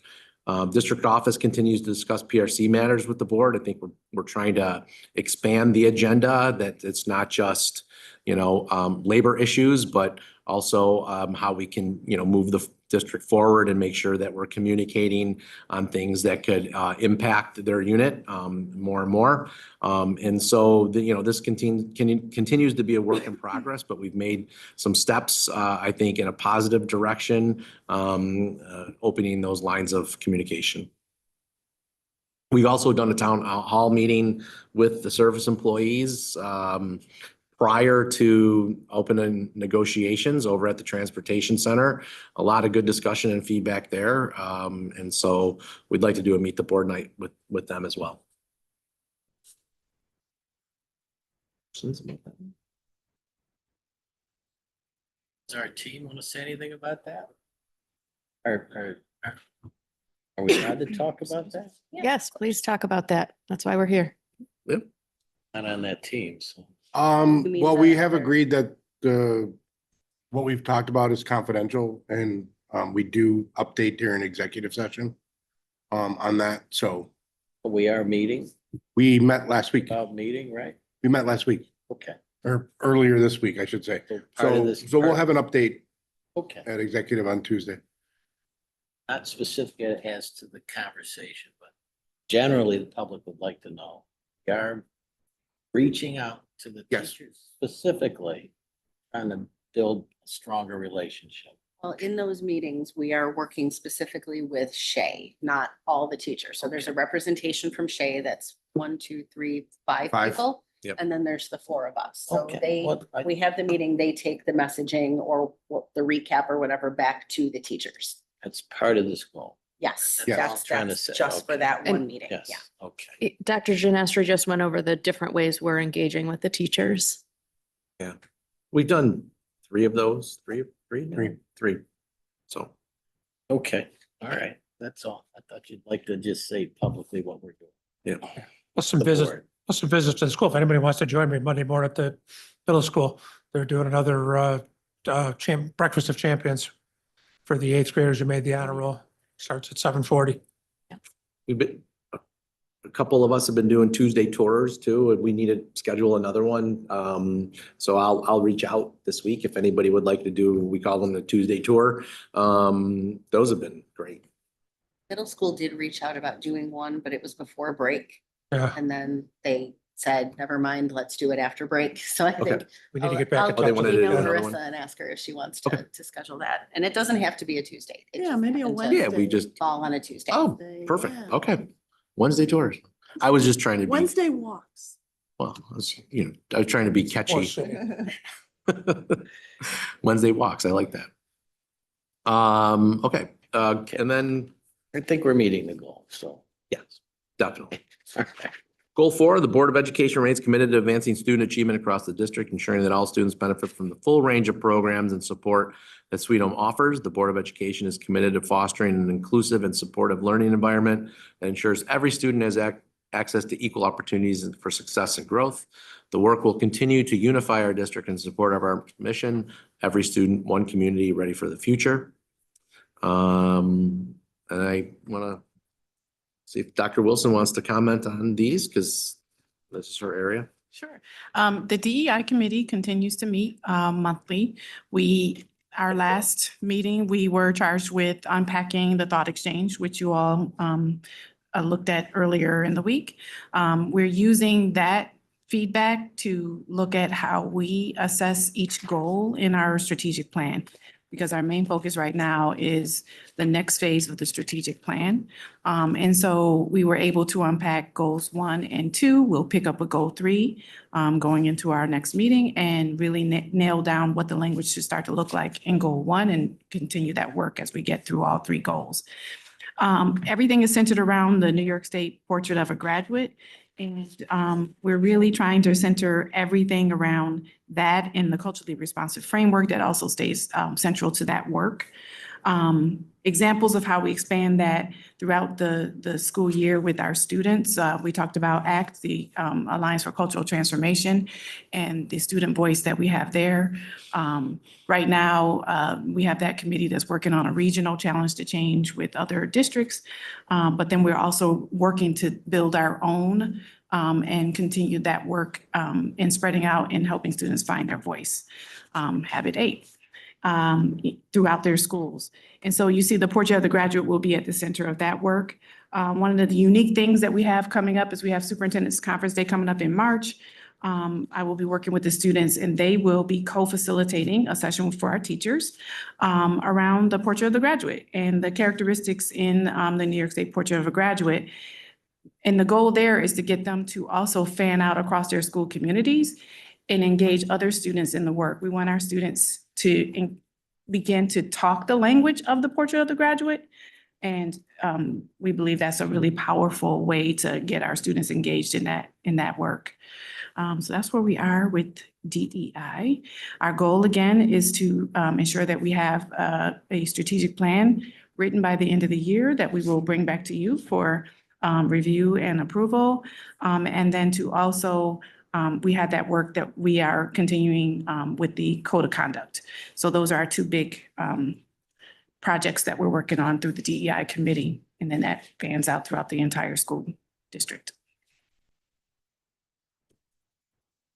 Questions there? Okay, all right. That's it. All right, anything else for the, good? Okay, the reminder that the middle school plays at 2 o'clock this afternoon. Is it sold out, Mr. Feldman? Pretty close. Pretty I think close. they had There's a single few seats tickets left left. as of yesterday afternoon. Okay, so, and then we have our voting meeting on Tuesday night. So there's nothing else. May I have a motion and a second to adjourn this meeting? We will not be returning. Motion to adjourn. Second. All in favor? Aye. Thank you, everybody. Thank you. You beat your noon. Oh, no. Yeah.